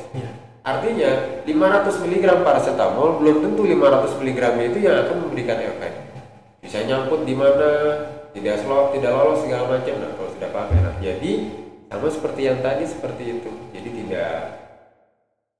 tidak bisa dijustifikasi ketika kita minum obat segitu akan memberikan efek segitu, ada faktor-faktor yang lain. Gitu. Nah, berarti konklusinya gimana Pak kalau misalkan saya udah buka obat batuk misalkan Oh, iya. saya minum, Betul. nanti 3 bulan kemudian batuk lagi saya minum obat yang sama, masih Tadi. boleh kah gitu? Oke. Fakta pertama, kalau yang kami pelajari seperti itu, ya menghitung waktu kadaluarsa itu dari potensi terakhir jaminan buat pasien sih sebetulnya. Janganlah ngasih obat ke pasien di bawah 100 aja belum tentu 100-100-nya akan memberikan efek. Nah, itu yang pertama. Ada pernyataan ketika sudah dibuka ya drop. Iya. Itu tuh kondisi angka segitu, kondisi ketika maksimal tidak dibuka. Jadi kalau misalkan gini supaya mudah.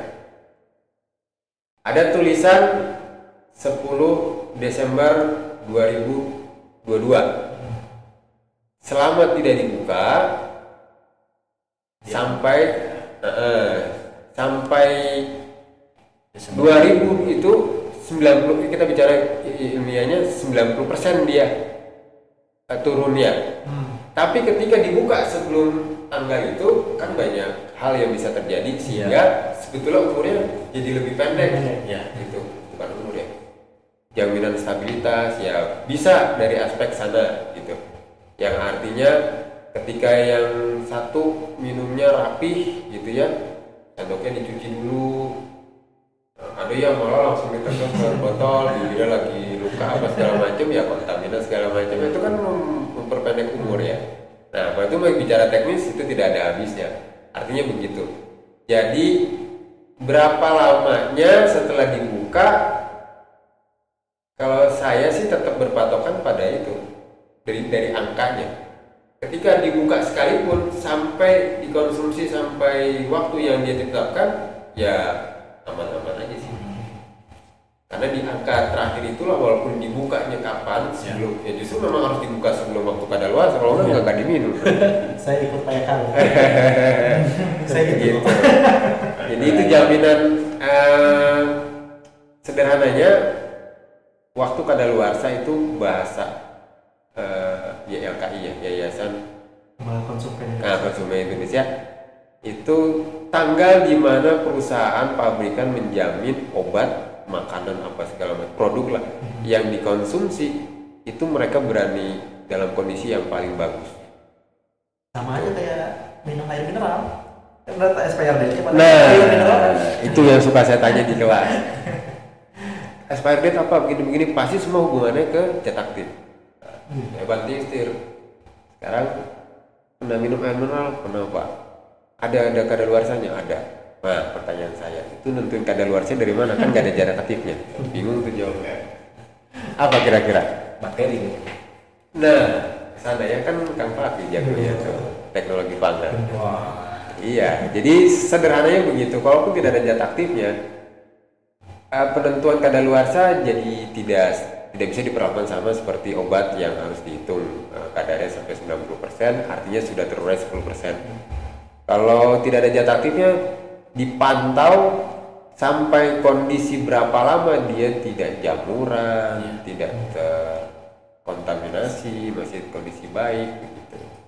Ya, itu gitu Mas Paki, Mas Rizky. Jadi farmasi itu saya resume sedikit sebentar, tersusun atas 4 pilar utama farmasi: bahan alam, farmakologi, farmakokimia, sama farmaseutika, di mana fondasinya semua itu adalah ilmu dasar. Keempat-empatnya ini semua saling bertautan, jadi sebetulnya tidak berdiri sendiri-sendiri. Nanti di tingkat akhir memang mereka itu harus memilih. Ya tadi di awal saya kasih ya. Mereka harus milih, saya akan tugas akhir di KBK yang mana. Memang tidak bisa 4-4 nih. Kalaupun mau 4-4-nya tetap dia harus berinduk di salah satu KBK, ya nanti tahu lintas KBK. Preferensi ya. Senangnya kemana gitu ya. Betul. Luar biasa ini. Daging semua ya kan ngobrolin dari awal sampai sekarang banyak insight baru. Ini buat yang baru masuk farmasi, ilmu yang baru dan juga semakin menarik dunia farmasi. Untuk yang sudah standby di dunia farmasian jadi insight yang lain gitu. Makanya jadi penguatan juga gitu buat mahasiswa farmasi. Ini tuh mata kuliah tambahan. Iya, tambahan. Ini nggak dapet ya. Jadi apa? Pada akhirnya ya minat dia kan pasti kerasa tuh. Oh pada saat saya semuanya bagus ya, tapi kan apa minat pemikiran itu kan buah karya masing-masing. Kalau saya pada saat praktikumnya ini nyaman, udah saya mau lanjut ke sini dan seterusnya. Luar biasa nih, waktunya panjang. Dan kerasa ya. Nggak kerasa, tapi Sejam sudah lewat. Lewat Pak. Nah, mungkin tadi juga nyambung terkait pembahasan karena kan tadi baru membahas tentang sisi farmasinya saja kan. Iya. Kita sendiri kan sekarang punya prodi baru nih. Iya, betul sekali. Oh, iya. Ada program studi profesi apoteker. Nah, Nah, berarti kan yang dari farmasi ini kan nanti sebenarnya kalau sudah lulus itu kan ada apa ya? Ada kewajiban mungkin ya untuk melanjutkan. Kalau mau jadi apoteker ya harus masuk prodi apoteker gitu. Selain dia nanti misalkan akan kuliah magister dan segala macam. Nah, untuk sedikit aja mungkin ya Pak terkait dengan apoteker yang ada di Unisba itu yang kebetulan Pak kemarin juga sendiri adalah salah satu tim berdirinya. Baik. Bagaimana gitu Pak? Ya. Globalnya dulu, jadi niat seluruh senior gitu ya dari bidang atau latar belakang yang sudah berapoteker itu niatnya seluruh program studi farmasi itu punya jenjang profesinya. Niatnya juga tidak ada pemikiran anak-anak kami dari sarjana farmasi berhenti saja sampai di sana tidak ambil apoteker dulu yang jadi global. Hingga kami berkeinginan seperti FK. FK itu tidak ada orang yang bercita-cita jadi SK ya sampai dokter. Dan dari segi kuliahnya pun tidak ada penyekatan, langsung sebundel. Oh, bundling. Jadi esket ya tidak perlu keluar lagi, lanjut ke koas, keluar dokter. Kalau kita udah dari awal sih kalau saya dengar ceritanya, kita dari awal memang agak keliru gitu ya, sudah keburu banyak S1 duluan tanpa ada apoteker ya sudah tidak bisa lagi langsung karena memang ternyata dari persyaratan pun tidak semua S1 sudah siap buat atau membuat apotekernya. Makanya ada peraturan prodi apoteker itu bisa didirikan kalau prodi S1-nya sudah B. Nah, seperti itu. Jadi harapannya tidak lagi ada pemikiran saya selesai sarjana farmasi sudahlah, jangan, sayang itu di apa ya? Di benaknya tuh sudah farmasi ya apoteker dari mulai mau kuliah S1 gitu. Apa sih patternnya sudah jelas terlihat. Nah begitu. Ditambah ketika semakin paham bahwa apoteker itu punya hak tertentu yang dilindungi undang-undang begitu. Jadi kalau pun kita sudah kuliah tinggi S3 gitu ya, bahkan guru besar pengen punya apotek sendiri udah mau pensiun, kita belum apoteker ya tidak bisa gitu. Gagah begitu ya, ada hal-hal yang dituntut oleh undang-undang, kita gagah dari segi akademisi sudah kuliah luar negeri segala macam, tidak ada tuh gelar apoteker ya, kepala QC tidak bisa, kepala QA tidak bisa, itu udah diatur undang-undang. Nah, jadi alhamdulillah kita sekarang sudah masuk persiapan ke penerimaan lagi Mas Rizky untuk semester 2. Jadi kemarin kita itu SK-nya keluar tanggal 1 Desember, sudah mulai pembukaan kuliah-kuliah awal itu di akhir Februari, karena ke akhir Februari saya ingat tanggal 28 atau 29, 28 kalau salah, itu hari Senin gitu ya.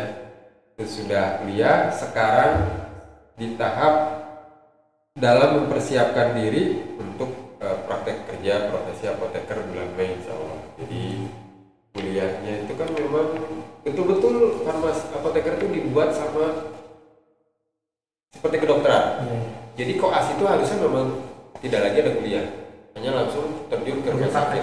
Betul. Apoteker sekarang beranjak ke sana juga.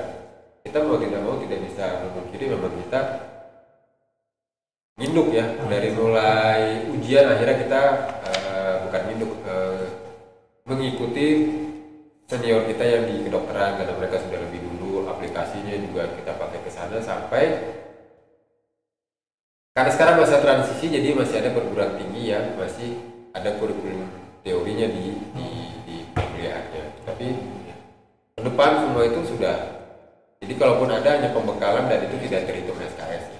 Jadi semua betul-betul belum langsung praktek, langsung terjun ke lapangan tuh ya. Nah, sehingga tuntutan S1 sekarang jauh lebih tinggi karena tidak lagi ada teori-teori di sana. Di apoteker tuh mereka tinggal mengejawantahkan seluruh kecakapan teorinya dengan membawa dirinya cross check.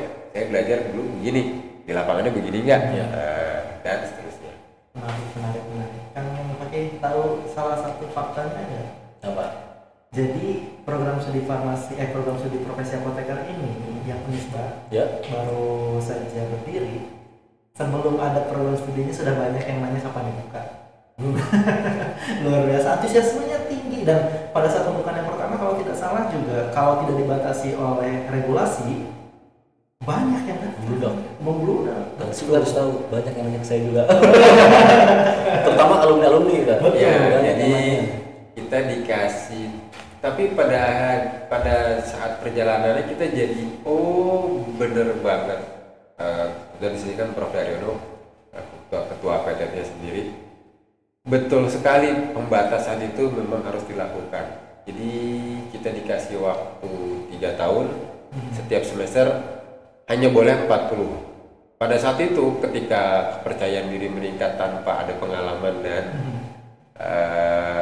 data-data tantangan apa saja yang akan ditemukan, 43 tahun rasa kelamaan. Begitu kita sekarang udah ngalamin. Ternyata angka segitu memang harus dilalui dulu sebelum mau nerima 70, 80, 100. Sebab apa? Ketersediaan wahana PKPA gitu. Jadi kan gini, wahana PKPA di kita kayaknya lumayan ini ya, alhamdulillah insya Allah lumayan unggul. Kenapa? Karena unggul dari mana? Bukan dari ini, wahana mah sama aja. Wahana pabrik itu kan kalau tidak ada pengusaha yang bikin ya jumlah wahana akan tetap, tapi sementara kecenderungan program studi profesi akan bertambah terus. Artinya nih kue harus dibagi rata. Kedepannya akan semakin sempit pembagiannya kalau tidak ada pengusaha-pengusaha atau praktisi-praktisi yang bikin wahana baru. Nah, singkatnya adalah masih ada perguruan tinggi lain yang PKPA-nya tidak 5, 3, di kita 5. Keunggulan tuh. Ini gitu ya. Pertama apotek, industri farmasi, distributor farmasi atau PBF, rumah sakit, dan puskesmas.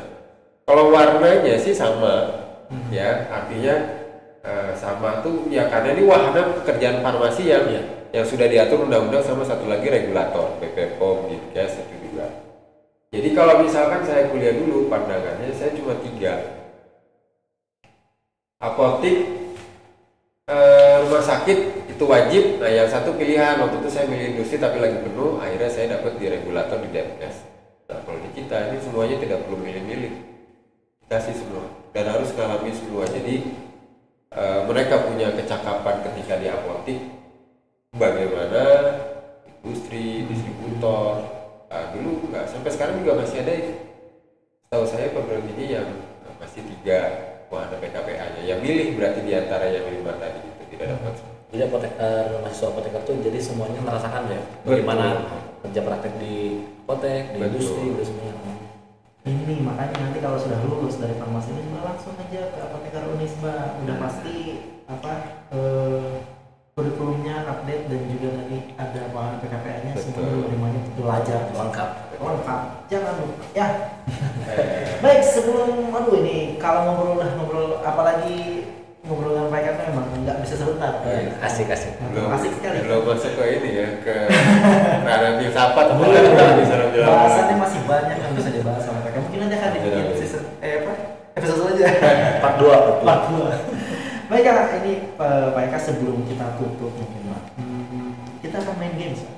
Oke. Nah ini khasnya Podcast. Farmasi Pak. Kita akan main games namanya PG, pilihan gercep. Nah, Saya jadi inget apa rekaman Bu Sani. Waduh, udah tahu. Iya, grogi jadi saya jadi terpengaruh. Mungkin kalau sudah dengar episode sebelumnya tidak jauh beda dan sama aturannya bahwa nanti kita akan sampaikan ada dua pilihan. Baik. Silakan dipilih salah satu dan sampaikan Alasannya. Baik. Pertanyaan pertama, mangga kan Fakih. Boleh. Pertanyaan pertama nih, Pak Eka. Pilih kopi atau teh? Kopi. Kenapa? Karena saya miliki kopi dan kopi Indonesia itu enak ya, banyak variasinya, sehingga tidak ada alasan orang Indonesia tidak cinta kopi sebetulnya. Gitu. Jadi kalau teh kita juga ini ya sebetulnya sama sih, tapi kalau disuruh milih saya lebih ke kopi sebab kopi itu lebih banyak menu turunannya timbang teh. Mau di blend pakai ini kena, mau di blend pakai ini kan. Kalau teh kayaknya sepertinya Thai tea aja ya, walaupun sekarang ada mixologi, turunan apa bukan keilmuan, keprofesian baru mereka meracik. Ada juga. Mixologi itu mixologi itu khas sebutan untuk orang yang mixing teh. Kalau kopi barista. Betul. Ini mixologi. Ini di Bandung mulai pesat juga. Saya pantau Di mana itu, Pak? Oh itu ya, tinggal di Google. Itu sebetulnya ini ya, sama lah mirip. Jadi nanti tehnya itu dipadu padan dengan bunga, dengan buah, seduhannya, cara nyeduhnya itu satu napas sih sebetulnya kopi sama itu. Cuma kalau ditanya ya tadi. Soalnya kalau saya ditanya, saya lebih milih teh. Kalau saya lebih milih kamu. Teh maksudnya.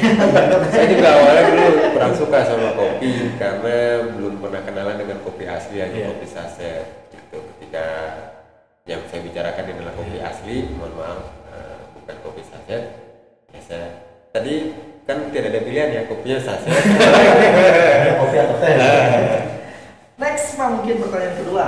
Kan tadi sudah dipilih salah satu di antara kopi atau teh. Nah sekarang cara penyajiannya Pak, lebih suka dingin atau panas? Kalau saya lebih suka yang dingin. Wah, kenapa Pak? Pertama dari kecil saya agak kurang kuat lidah saya atau organ mulut saya menerima makanan panas. Gitu. Jadi mama saya apa tuh sampai ketika nikah istri saya diajarin. Ini Mas Gitanya kalau makan nasinya didinginin dulu. Gitu. Kan kalau ada orang yang suka ya, mau lagi ngumpul-ngumpul malah kan gitu. Ada yang saya baca juga ilmiahnya, wah itu bagus buat itu. Gitu. Tapi saya dari kecil, nah itu pertama. Yang kedua, titipan juga nih. Hadis ketika kita dilarang meniup makanan atau minuman, itu kan pada prinsipnya pesan tersembunyinya apa sih? Sederhana, kita tidak diperkenankan makan dan minum yang panas. Sederhana saja, makanya nggak boleh ditiup. Meskipun nanti ada turunan penelitiannya kalau ditiup itu kuman-kuman pindah apa segala macam, tapi intinya di situ. Artinya Rasulullah tidak memperkenankan kita merusak organ kita sendiri. Kan ada orang yang panas masih ngumpul, itu dasar-dasar itu kan bisa mati rasa ya. Saya kurang ngerti gitu. Kayaknya itu kenikmatan tersendiri. Saya sih memang kembali ke sana. Saya selalu bilang ke siapapun yang ngobrol sama saya, ada dua hal di muka bumi ini yang tidak bisa dipaksakan. Pertama akidah, yang kedua selera. Wah, ngeri. Jadi kalau selera, itu prinsip. Jadi kalau udah bicara, saya sukanya begini, udah nggak usah dibahas, selesai di situ. Saya satu lagi Pak, yang jatuh cinta. Ya nggak bisa. Nggak Udah bisa. jatuh cinta. Itu perasaan. Itu jadi nggak bisa yang panas karena memang dari saya sih dari kecil terbiasa. Jadi seneng kopi juga pasti yang dingin. Pakai es krim. Segar. Terus mungkin ada orang yang jahil dalam berpikir Rasulullah tidak menganjurkan yang panas karena dulu di gurun yang gurun panas ya. Kalau walam bisa awam, tapi yang jelas kita dicontohnya begitu. Rasulullah suka minuman manis dan dingin. Dah. Jadi saya ngopi pun ya ngopi yang dingin dan ngopi yang manis. Kenapa harus ngopi pahit? Pertanyaan selanjutnya. Pertanyaan selanjutnya nih Pak.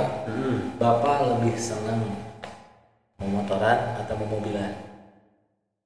Karena saya belum pernah punya mobil, belum pernah bisa naik mobil, jadi saya tidak bisa mengkomparasikan dengan baik. Mobilan itu bisa naik bis. Gitu Pak. Naik mobil gitu Pak. Saya sih suka naik motor ya. Kan? Dapat sense-nya gitu loh. Kita ngelindungi badan tuh dapat loh, jadi nggak ngenteng.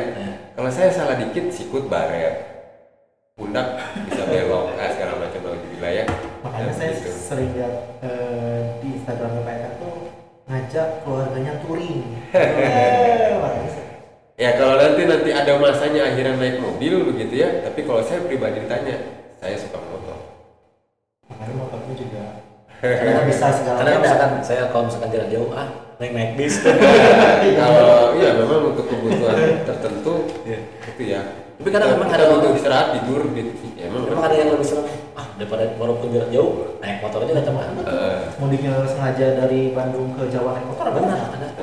Kelatih kalau ya sama sih, mungkin mobil juga sama ya, melatih gitu ya, kanan kiri warningnya di blok atau tidak. Cuma kalau saya ngerasa di moto itu tingkat akurasi ngitungnya tuh harus lebih dapat, soalnya langsung badan kita sendiri bukan badan orang lain, atau bahkan yang merusak badan orang lain ketika nyerempet motor lain gitu sih. Nah, gitu Mas. Oke Pak, pertanyaan selanjutnya masih ada 300 pertanyaan. Woi mantap, sini berarti kita. Kalau ini preferensi mungkin kalau rekreasi lebih senang ke pantai atau ke gunung Pak? Gunung. Wah ini langsung Pak gunung. Kenapa? Lucu sih alasannya. Saya sama istri nggak bisa berenang. Bapak saya juga bingung. Kamu orang Madura tinggi, bapak saya pikir dulu saya suka berenang. Itu jadi saya sama istri punya kecenderungan menghindari air gitu, takut. Saya nyangkanya beli pantai loh. Saya nyangkanya beli pantai. Nah, saya orang gunung. Saya sama istri orang gunung. Jadi mungkin karena dari genetik ya, istri saya juga memang dari Garut, itu memang keluarga di gunung, kakek neneknya. Nah saya juga Madura yang kebetulan bukan di pesisir, tapi Madura yang di tengah, yang agak naik ke atas. Ini fun fact ya Pak Eka berarti. Jadi saya kalau naik perahu tuh muka boleh ketawa dalam hati. Aduh, jangan ada apa-apa. Saya sering di gunung. Mau naik motor mau apa gitu. Berarti nanti kalau naik perahu jangan bareng baik. Sama-sama bisa. Kalau orang jeram jangan Pak Eka ya? Tapi ini kalau ada pelampung Mas. Ada pelampung. Harus dipastikan safety berarti. Iya, jadi saya suka arung jeram walaupun saya nggak bisa berenang, tapi saya tidak menghindari untuk yang arung jeram. Bapak saya sendiri belajar dari saya kelas 2 SD, baru pensiun 3-4 tahun terakhir lah gitu. Jadi ya memang nggak ada garisnya sih, adik-adik saya yang perempuan juga pada bisa berenang gitu. Saya nggak bisa dan akhirnya jadi traumatis, padahal itu sunnah ya. Betul. Salah satu sunnah kita harus bisa berenang. Pertanyaan terakhir adalah pertanyaan pamungkas. Benar. Silakan. Tadi kan di awal dijelaskan bahwa hobi Pak Eka itu memasak. Masak. Saya mau dimasakin. Ya. Cita-cita saya begitu. Saya dari dulu suka memasak, bukan buat saya, tapi suka masak buat orang lain. Ini Pak. Ini pertanyaannya, Bapak lebih sering dimasakin istri apa Bapak masakin istri kalau di rumah? Kalau pada saat males kemudian itu dihilangkan, banyakannya kayaknya balance deh. Ada, iya, saya suka banget masak. Kayak ini aja, beberapa ya bulan inilah, tidak perlu jauh-jauh ya, karena istri juga kan saya ngelengkapin lah. Istri capek untuk sambil puasa sambil dinas, apalagi kan perawat bedah tuh pasti berdiri segala macam ya. Apa yang nyiapin? Saya yang masak, saya nyiapin sahur apa segala macam deh.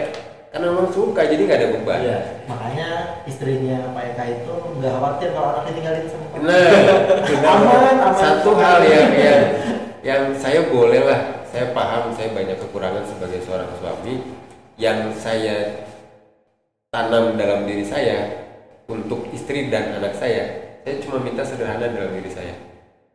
Ketika istri ninggalin saya sama anak-anak, dia tenang. Dia tidak khawatir apapun, mau makan, mau minum, apa segala macam. Itu saja. Nah, ketika untuk anak-anak sederhana. Saya cuma punya bayangan, kenapa saya suka berkayu? Saya cuma berpikir, yang ketanam di anak saya, yang nanti dia teruskan, abah atau bapak, atau Api kan manggil saya, atau Api mah bisa bikin apa aja. Bikin meja bisa, bikin meja, cuma sesederhana itu aja. Gitu. Jadi punya memori bukan yang muluk sih sebetulnya yang begitu. Jadi aman. Istri saya ninggalin dinas malam udah nggak kehitung ya. Jadi kalau dihitung saya ninggalin anak sama istri. Nah ini boleh pertanyaan ini kalau saya tambahkan untuk bertanya lagi. Kalau memang ada pertanyaan lagi gitu.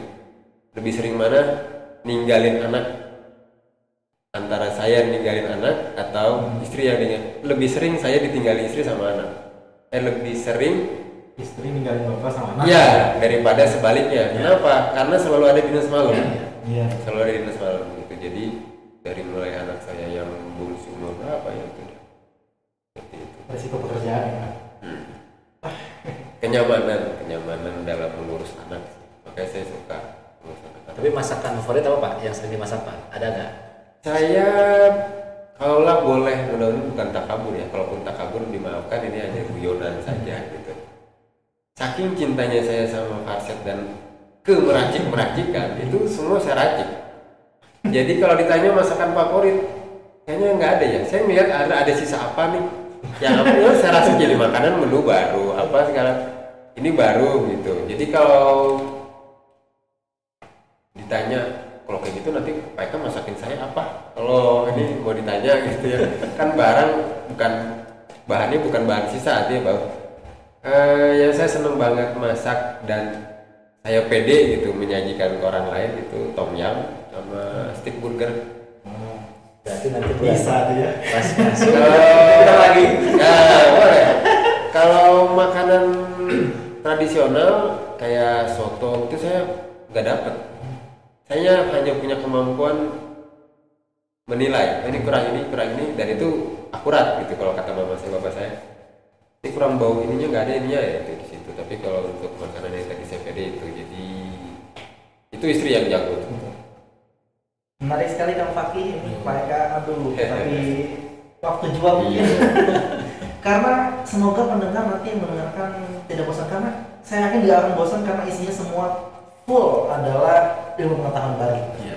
Justru jangan bosan kan di sini. Jangan bosan. Ya, Ini hampir 2 jam kan? Hampir 2 jam. Luar biasa sekali obrolan kita hari ini, menarik Pak Eka. Kalau kayaknya kalau dibikin satu episode nggak cukup ya kan? Ini bagi dua itu. Ya. Mudah-mudahan nular ke teman-teman yang lain untuk Amin. Semoga tidak perlu minta malah saya mau ngisi dong. Nah, saya bisa begitu kita Iya, ya. betul. Biar nggak nyari lagi. Biar nggak nyari narasumber betul. Ya, pendengar podcast Farmasi Pak semua, terima kasih mungkin yang sudah mendengarkan sampai dengan kurang lebih 2 jam ini. Ya, didengerinnya sambil apa ya? Sambil Ngabuburit, sambil ngabuburit juga cocok banget. Jadi banyak pengetahuan dan juga insight-insight baru. Tapi kalau di siarinnya setelah lebaran udah nggak ada pada ngabuburit. Oh benar ya. Puasa sunnah Pak. Oh iya sama tambahannya. Dan Kamis ya. Atau mengganti puasa Oke. sekarang. Kita ya mungkin kalau dari saya cukup sekian. Mungkin Kang Fakih alhamdulillah hari ini bisa tag podcast walaupun ini kalau jujur ini apa ya episode yang tahu bulat. Karena dadakan Pak Eka ngasih materinya malam, pagi kita besok tag podcast gitu. Ya pendengar podcast Farmasifa semua jangan lupa di follow juga Instagram kita di @podcast.farmasifa. Jangan lupa juga di Spotify-nya di follow juga dan dikasih rating ya karena kasih ratingnya gratis, ada bintang 5, boleh dikasih bintang 5 lah supaya yang lain juga tahu kalau di Unisba ada podcast Farmasifa yang isinya membahas tentang seputar dunia kefarmasian. Ada Betul. tahu lagi Kang tapi yang mau disampaikan? Ya, saya sampaikan bahwa semuanya tetap dengarkan Farmasifa Podcast, podcastnya Farmasi Unisba. Dari saya cukup sekian, terima kasih Pak Eka, hatur nuhun pisan. Oh, Pak Eka mau ngasih? Boleh. Boleh, Bang. Statement terakhir. Mohon maaf jika ada yang salah dan hilaf, itu pasti mungkin datang dari saya. Ini kebiasaan saya kalau lagi setelah memberikan materi ataupun sekedar diskusi. Kalau ada yang baik dan benar itu bukan punya saya, itu punya Gusti Allah. Semoga jadi manfaat, jadi barokah. Mohon sawab. Sehat selalu, bertemu kembali di ajang-ajang yang lain yang insya Allah membuat kita menjadi manusia-manusia yang bermanfaat untuk orang lain. Amin. Assalamualaikum warahmatullahi wabarakatuh. Waalaikumsalam. Kang Rizky, Kang Fakih ya. Ya. Kalau gitu saya Rizky Nuzul Fikri pamit. Saya Rizky Febian. Bila terlalu, assalamualaikum warahmatullahi Wabarakatuh. Hatur nuhun. Selamat